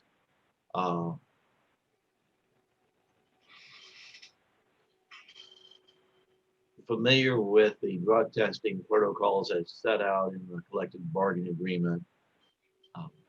But since the rules of evidence don't apply, I'll give the appellant's counsel leeway in asking the questions, and I'll give the city a running objection to the line of questioning with the understanding that the witness is able to answer some of the questions because he has some familiarity with the collective bargaining agreement and has some understanding of the collective bargaining agreement, but he himself is not an attorney, and therefore he's not giving any legal opinion as to the meaning of the collective bargaining agreement in legal terms. So with that, Mr. Jimenez, if you'll ask your next question. And again, you're a chief, is that correct? Yes. Okay. So Chief Reyes, I want to direct your attention to Exhibit 12. It's page 52 of the CBA, and it has COSA quadruple 094 on it. And I want to direct your attention to subsection E, where it says the employee will provide a urine specimen in a location that affords privacy. Do you see that? Yes. And would you agree with me if someone were to wish to view you naked while you're urinating and collect your specimen, that you find that contrary to what this provision of the contract says, is that you should be allowed adequate privacy? Objection calls for speculation, and I'll renew my running objection to the legal conclusion.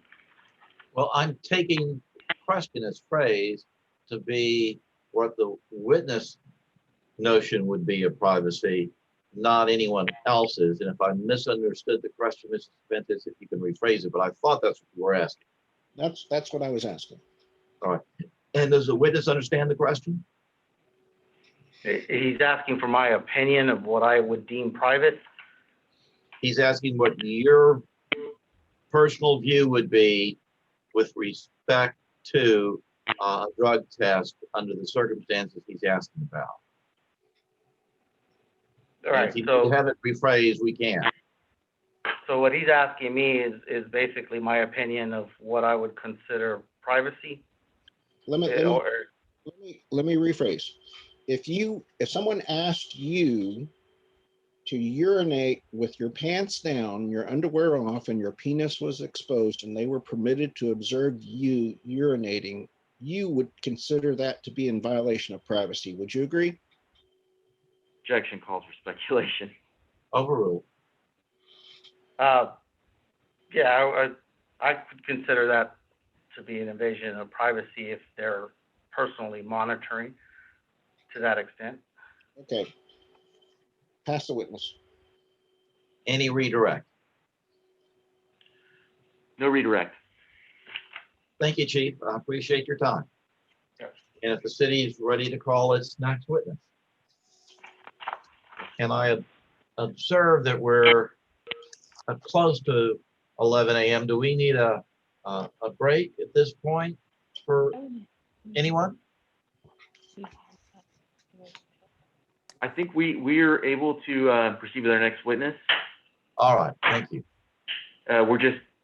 Someone's walking into the other room to grab that witness, so it's going to be just a second. Thank you.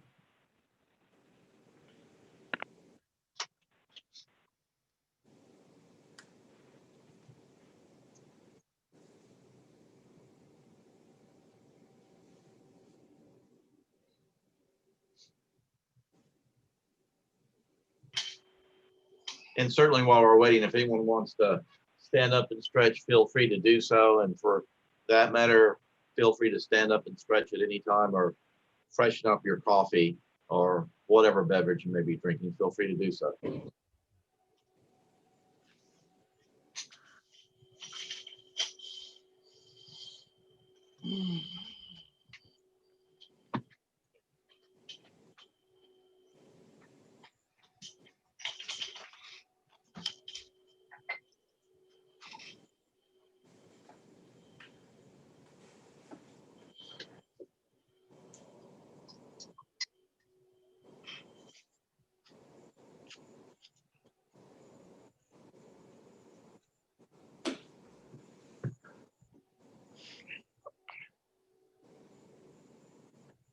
So everyone has gotten a chance to refresh their beverage, and if we're ready to resume, then we'll go back on the record, and if I can have the court reporter swear on the witness, please. Yes, sir. Sir, please state and spell your name for me, please. Say my name? Matt Jimenez, Can you spell your last name, please? Jimenez. Thank you. Please raise your right hand. Do you solemnly swear that the testimony you're about to give in this matter will be the truth, the whole truth, and nothing but the truth, so help you God? Yes, sir, I do. Thank you. Sir, will you please introduce yourself to the hearing examiner? My name is Matt Jimenez. I am an assistant chief with the City of San Antonio Fire Department. I am a fire shift commander on the B shift. And before you continue, if Chief, if I can just ask as we go along, if we lose the connection with you at any time, we'll wait and get that back. And if at any time you don't hear a question or don't understand the question, if you'll just let us know. And if anytime you need a break, just tell us. And if you happen to have a cell phone with you, if you could put that on mute, it's fine to leave it on so it can alert you, because I know you're a first responder, and it's fine if we need to interrupt if you do have an emergency, but that way we won't have the distraction of the phone ringing. And Sounds good, thank you. and if again, anytime you need a break, just let us know. And once the city attorney finishes asking you questions, there will likely be questions by the appellant's attorney. So if you'll bear with us, things will move along quickly, and to the extent that you can, if there is an objection, if you allow me to rule on the objection before you start to answer. And if you have any questions at any point during the process, just let us know. Thank you, sir, I will. Any questions sir. about my request? No, sir. Thank you very much, Chief. So you may proceed with your examination. Thank you. Thank you. Chief, how long have you been with the San Antonio Fire Department? 27 years. And prior to working at the San Antonio Fire Department, what did you do? Short stint with the Air Force. That stint was about 6 years. I was a paramedic and was stationed in Louisiana and mostly Texas. Thank you for your service. Thank you. As an assistant fire chief with the San Antonio Fire Department, what did you typically do? What are your duties? Oh, it's just a myriad of things, anywhere to it's training. I'm responsible for the entire shift, which consists of about roughly 340 personnel. Training, payroll, minor budgeting, vacations, initiation of discipline, enforcement of policies, rules and regs, et cetera. In your time with the San Antonio Fire Department, have you had reason or occasion to interact with firefighter Timothy Gill? On 2 occasions, yes. There was one account of some alleged inappropriate behavior with a female firefighter at one of our stations. We intervened. Objection. This is extraneous materials that's collateral to what's in the chief's charging instrument. And the city's response to the objection? We don't need to hear about this. We were just trying to lead into the particular interaction that we're here today to discuss. So we'll go ahead and stop you, Chief. Okay. And then ask you specifically, did you have reason to interact with firefighter Timothy Gill as it relates to a drug test in 2017? There was. I don't know the exact date, but I was called by his immediate supervisor, battalion chief, about conflict or confusion with a drug test at Fire Station 45. And as it relates to this incident, did you take notes or document your interaction in any way? I did. I made a brief memo to self that I submitted to my then deputy chief. Okay. I'll have you turn to COSA Exhibit 7 in the binder in front of you. Oh, they're numbered. Okay, Is this the memo you're referring to? yes, ma'am. Did you document this after, or, excuse me, within the time frame that it stated? A few hours later, yes, ma'am. Okay, so, excuse me. And other than this particular memo, did you document your interaction on this incident in any other way? No, ma'am. Well, let me have you turn to exhibit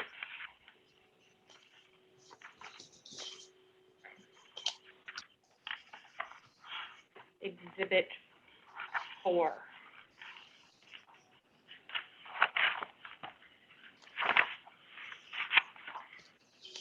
Okay, The second page of exhibit 4? yes, ma'am. Is this your documentation? It is. Okay. Let's go back to when you're called out for this conflict at the fire station. Who called you? I believe initially it was Lieutenant Randy Zamora. When Lieutenant Zamora contacted you and said there's a conflict, what did you do? I pulled the policy just to make sure that I got everything right, and which means I went to my what we call the SharePoint where our policies are, downloaded the policy, and gave a brief update to my then deputy chief that I was going to that particular fire station to enact the policy and make sure that our employee complied with the drug testing policy. And the policy you pulled, would that be Article 29 of the CBA? Yes, ma'am. When you arrived at the fire station, tell us about what happened. A little bit of tension with the firefighter Gill and the drug testing technician. Apparently they were had conflicting information about how the process should occur, et cetera. And I'm glad I pulled the policy so that we could all be on the same page. And once I read the policy to firefighter Gill, Lieutenant Zamora, and then also Battalion Chief Hatton, explained the procedures and the implications of refusals, et cetera, firefighter Gill complied with the request to provide a sample. Okay. So you actually read the policy to firefighter Gill, the drug Yes. testing policy? Yes, ma'am. Prior to him taking the drug test? Correct. At any time during your interaction with firefighter Gill on that day, did he indicate that the test was done improperly? No. Did he indicate that the procedure was inaccurate? No.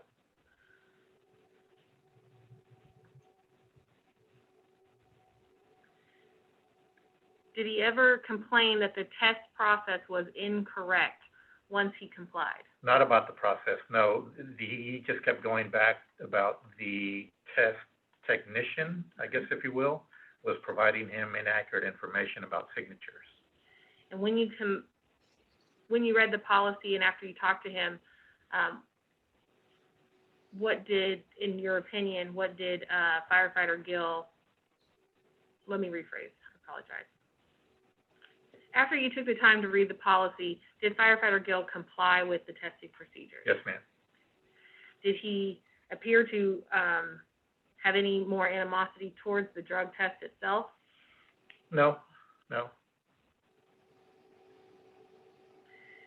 Did firefighter Gill ever make any statements that the drug test itself was ever unfair or inconsistent?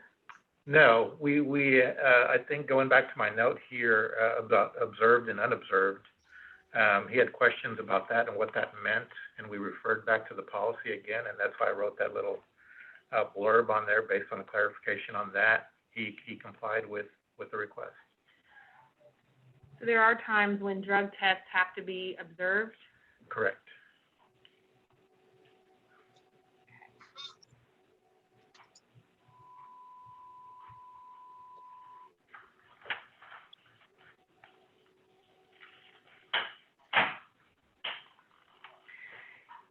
After this incident happened, did you have anybody else that was present document their interactions? I asked Lieutenant Zamora to write a letter based on his interaction with firefighter Gill prior to my arrival. Yes, ma'am. I'll have you turn to COSA Exhibit 8.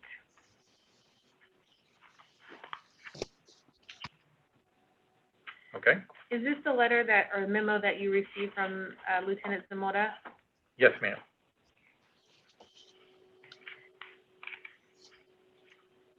Did you also ask firefighter Gill to provide documentation as it related to his incident? Yes, ma'am.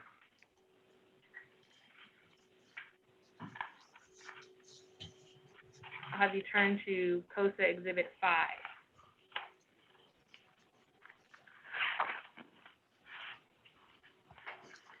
Is this the letter that firefighter Gill provided to you as it relates to the incident? Yes, ma'am. It appears to be yes. Have you had an opportunity to read this? I read it yesterday. Yes, ma'am. In this letter provided by firefighter Gill, did he challenge the inaccuracy of the test? Not so much the accuracy of the test, just to me, he had a lot of questions about his signature and what that meant.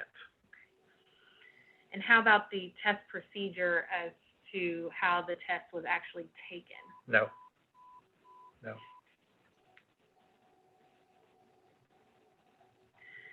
Did firefighter Gill, in your interaction with him, did he ever indicate that he wasn't using marijuana? Could you repeat that, please? Did he ever deny using marijuana? No.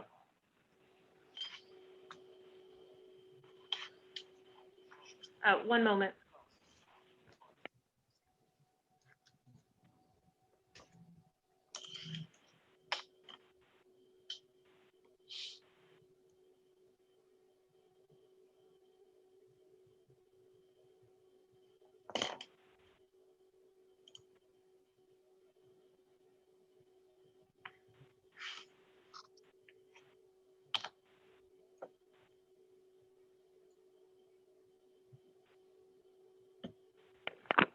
Chief Jimenez, other than being present and explaining the policy to firefighter Gill, did you have any more involvement with the resulting discipline in this case? No, ma'am. You weren't involved in the decision-making at all? No, ma'am. I'll pass the witness. Andy Croft. Yes, Chief Jimenez, I want to direct your attention to Exhibit 7, COSA quadruple 013, which is your memo. Which exhibit is that, sir? Exhibit 7, your memorandum, COSA 7? Okay. quadruple 013.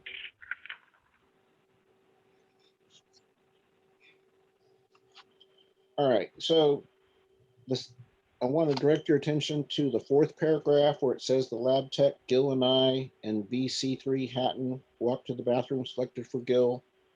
The door was kept open while the lab tech surveyed the room for adulterants. He then explained the collection process to Gill while VC3 and I stood outside the bathroom. Gill was left in the bathroom and quickly provided the sample and opened the door to indicate compliance. Would you agree that what you described there is consistent with, and I want you to jump to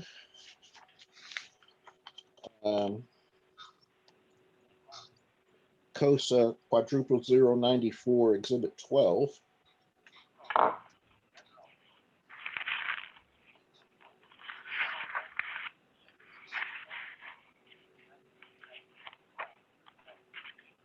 Okay. And that's the CBA. You told me you reviewed the CBA to make sure that things were done properly according to the CBA. Is that correct? I reviewed the drug testing policy itself, the random drug testing policy. Okay. Well, this wasn't a random drug testing policy as far as you knew, was it? I did not know which it was. Okay, but would you agree with me that whenever urine samples collected that in accordance with COSA quadruple 094 Exhibit 12, the employee will provide a urine specimen in a location that affords privacy. You would agree with that, correct? Correct. All right, and so that was one of the issues that you looked at prior to going to Fire Station 45, correct? In terms of a bathroom that is secure and private and free of adulterants, yes. Okay, so when you wrote your memorandum, COSA quadruple 013, Exhibit 7, the part that I read to you, that was to document that you complied with the requirement that adequate privacy be provided, correct? Correct. And that was one of the issues that Gill had, correct? No. I think one of his main issue was about his signature and what that implied. Okay, but he was not required to provide the sample naked in front of the collection technician, correct? No, and that's the difference between observed and unobserved. Okay, and he would not have been required to do that, would he? Only if there was suspicion that there was tampering with the specimen. And that wasn't an issue in this case, was it? Not that I know of. All right. And so if someone had wanted to force him to do the test naked in front of the technician, it would be okay from your perspective for someone to object to that, correct? Objection calls for speculation. I'll overrule the objection consistent with my prior rulings that the witness can answer as to his understanding of what's in the collective bargaining agreement or the policies and procedures and not take it as a legal opinion as to their meaning. If you need to have the question repeated, we can have it repeated for you, Chief. Let me withdraw and rephrase. If you were asked to drop your pants, drop your underwear, and urinate in the presence of another person, would you find that collection of a urine sample be contrary to the requirement that you be afforded adequate privacy?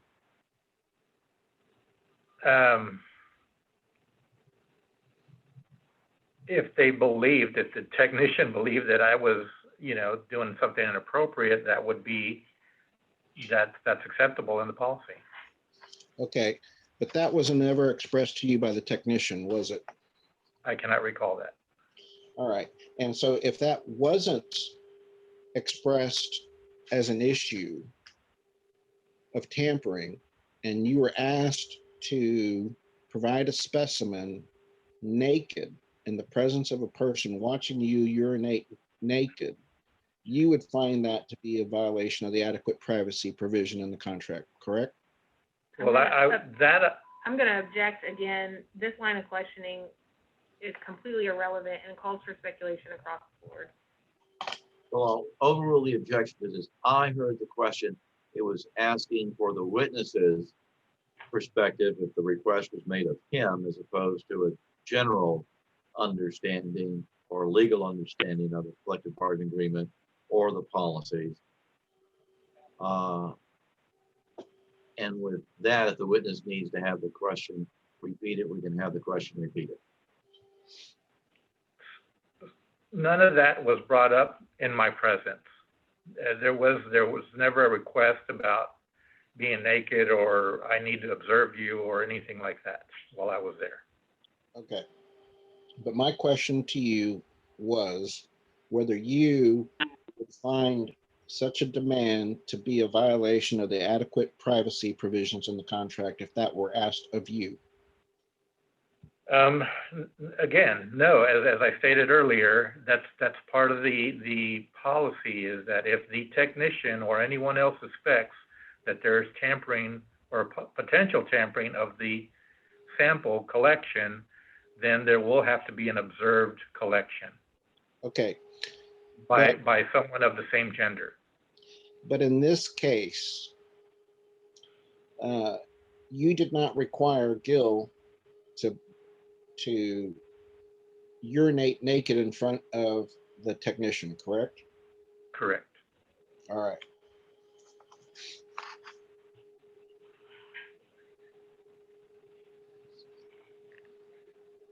And you did not participate at all in the policy? I mean, in the discipline in this case? No, sir. No, sir. Were you involved in the 2015 suspension? No, sir. Did you supervise him at all in 2015? Did I supervise? I didn't hear you, sir. Did you supervise firefighter Gill in 2015 at all? Did I supervise him in 2015? Yes. I think I did. I was on a different shift at the time, but at 2015, I believe I was on his shift. Okay. So in 2015, would you agree with me that you never required him to prove that he had completed rehabilitation programs prior to returning to work after his I suspension? I had nothing to do with that process. Okay, that's not my question. You would agree with me, you did not require him to provide proof that he completed a rehabilitation program after completing his 30-day suspension in 2015. You would agree? I'm gonna object. He's already said that he didn't participate in that, had no affiliation with it. How is he gonna answer the question if he doesn't know? Okay.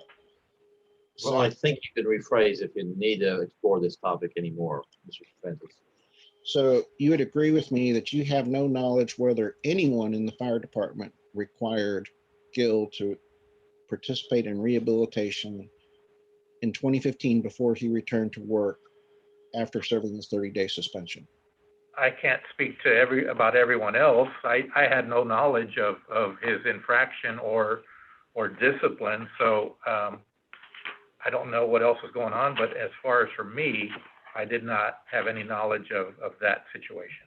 And as his supervisor, you'd be required to make sure that he followed the rules and regulations and any requirements of the collective bargaining agreement. Would you agree? Had I known of this situation, yes, but I was unaware of that. In the course of the chief's investigation for the suspension in 2017, did he ever inquire of you whether firefighter Gill completed rehabilitation program as mandated by Article 29, Section 8B1 for the infraction back in 2015? I missed the first part of you break. To me, I can't hear you very well, but for the first part, who asked me that? Fire Chief Hood. I can't speak to that, sir. No, nobody approached me about that.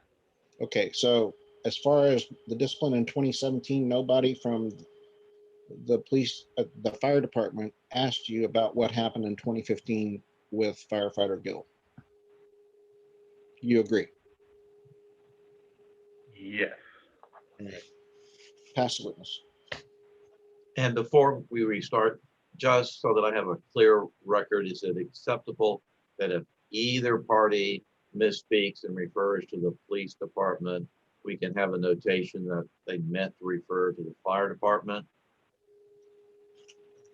That's 'Cause fine. I think he started to misspeak, Mr. Spencer, and said police in there. Yes, I apologize. I'm more used to doing police than fire, so. All right, and can we have the same understanding with the city that if either side misspeaks and refers to the police department when they mean fire department, we can all understand that we're referring to the fire department? Yes, sir. And if the court reporter can make that notation, that will be helpful. Thank you, sir. So if you have any redirect for the witness? Yes, sir. Okay, Chief Jimenez, in 2015, you mentioned you were the supervisor of firefighter Gill. Can you explain, as it relates in 2015, where you would have fallen in the hierarchy of supervisors? So in terms of, we'll start top down. It's the fire chief. There's 3 deputy chiefs. One is support, one is operations, the other one is services. And then there's the shift commanders. That's where I am. So I'm number 3 in line, and I manage one respective shift. There's A, B, and C shifts. I manage the B shift. So when you were managing that entire shift, firefighter Gill would have been on that shift, a part of that shift. Correct. He wasn't your direct report. No, ma'am. There were multiple layers between you and firefighter Gill. Correct. In 2015, were you at all involved in the 2015 discipline of firefighter Gill? No, ma'am. Were you aware of the 2015 discipline of firefighter Gill when you dealt with the 2017 situation? No, ma'am.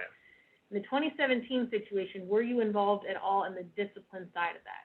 None at all. Your interaction on this particular matter solely rests with responding to the fire station to deal with the policy situation the day it occurred, correct? Correct.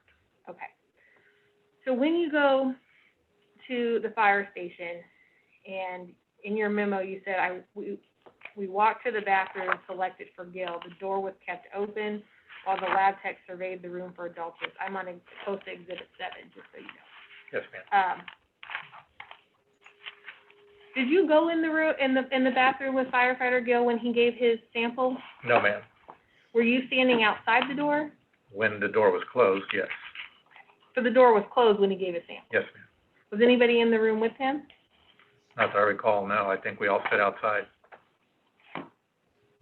Did you ever hear, do you recall ever hearing someone say, firefighter Gill, please remove your pants to give the sample? No, ma'am.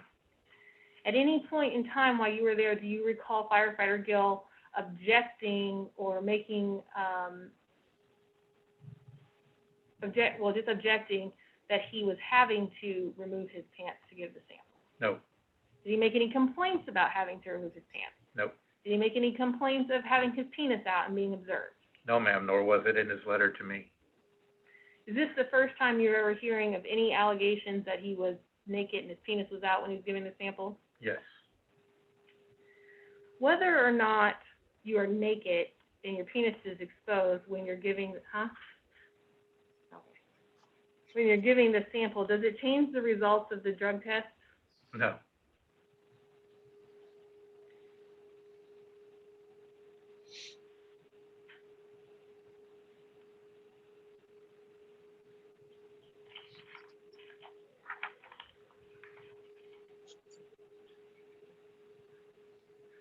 And just so the record is clear, did firefighter Gill ever complain to you about privacy as it relates to the 2017 drug test?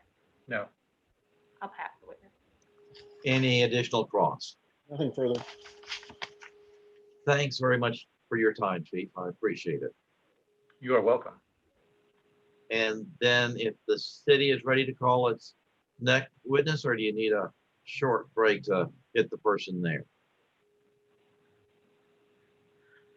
Our next witness is Chief Weedage, and he has requested to go after lunch, and it's already 11:30.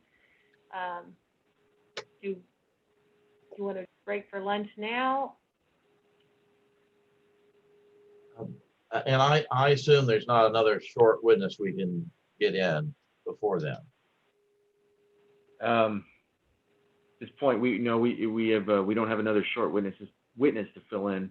So, and really we have other witnesses, but none are available till after lunch.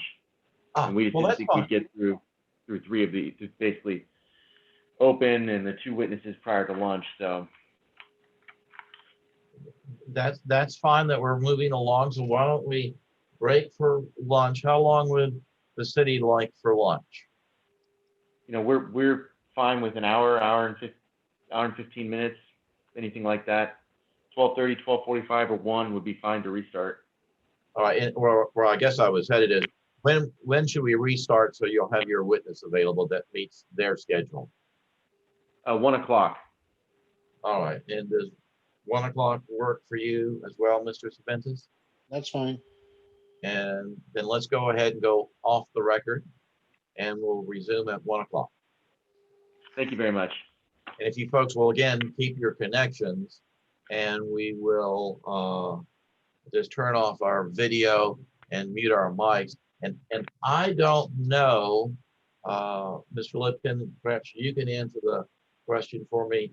What ends up appearing if anybody tunes in on YouTube so that they know why they're not seeing one? Is there something that appears there that says break for lunch or anything like that? I can't give you an answer at this time. I am certainly going to try to pause the live stream so that it's not just consecutively streaming. But I think Miss Steves can help you with that. All right, or put up some notice so folks don't think that we're not broadcasting something. So, Ms. I'll Stevens, pause it. and can you put up some notice at lunch break or something like that so folks don't go, wait a minute, I lost this connection. Will do. Thank you so much. I appreciate your help very much. Y'all enjoy your lunch. Thank you. All right.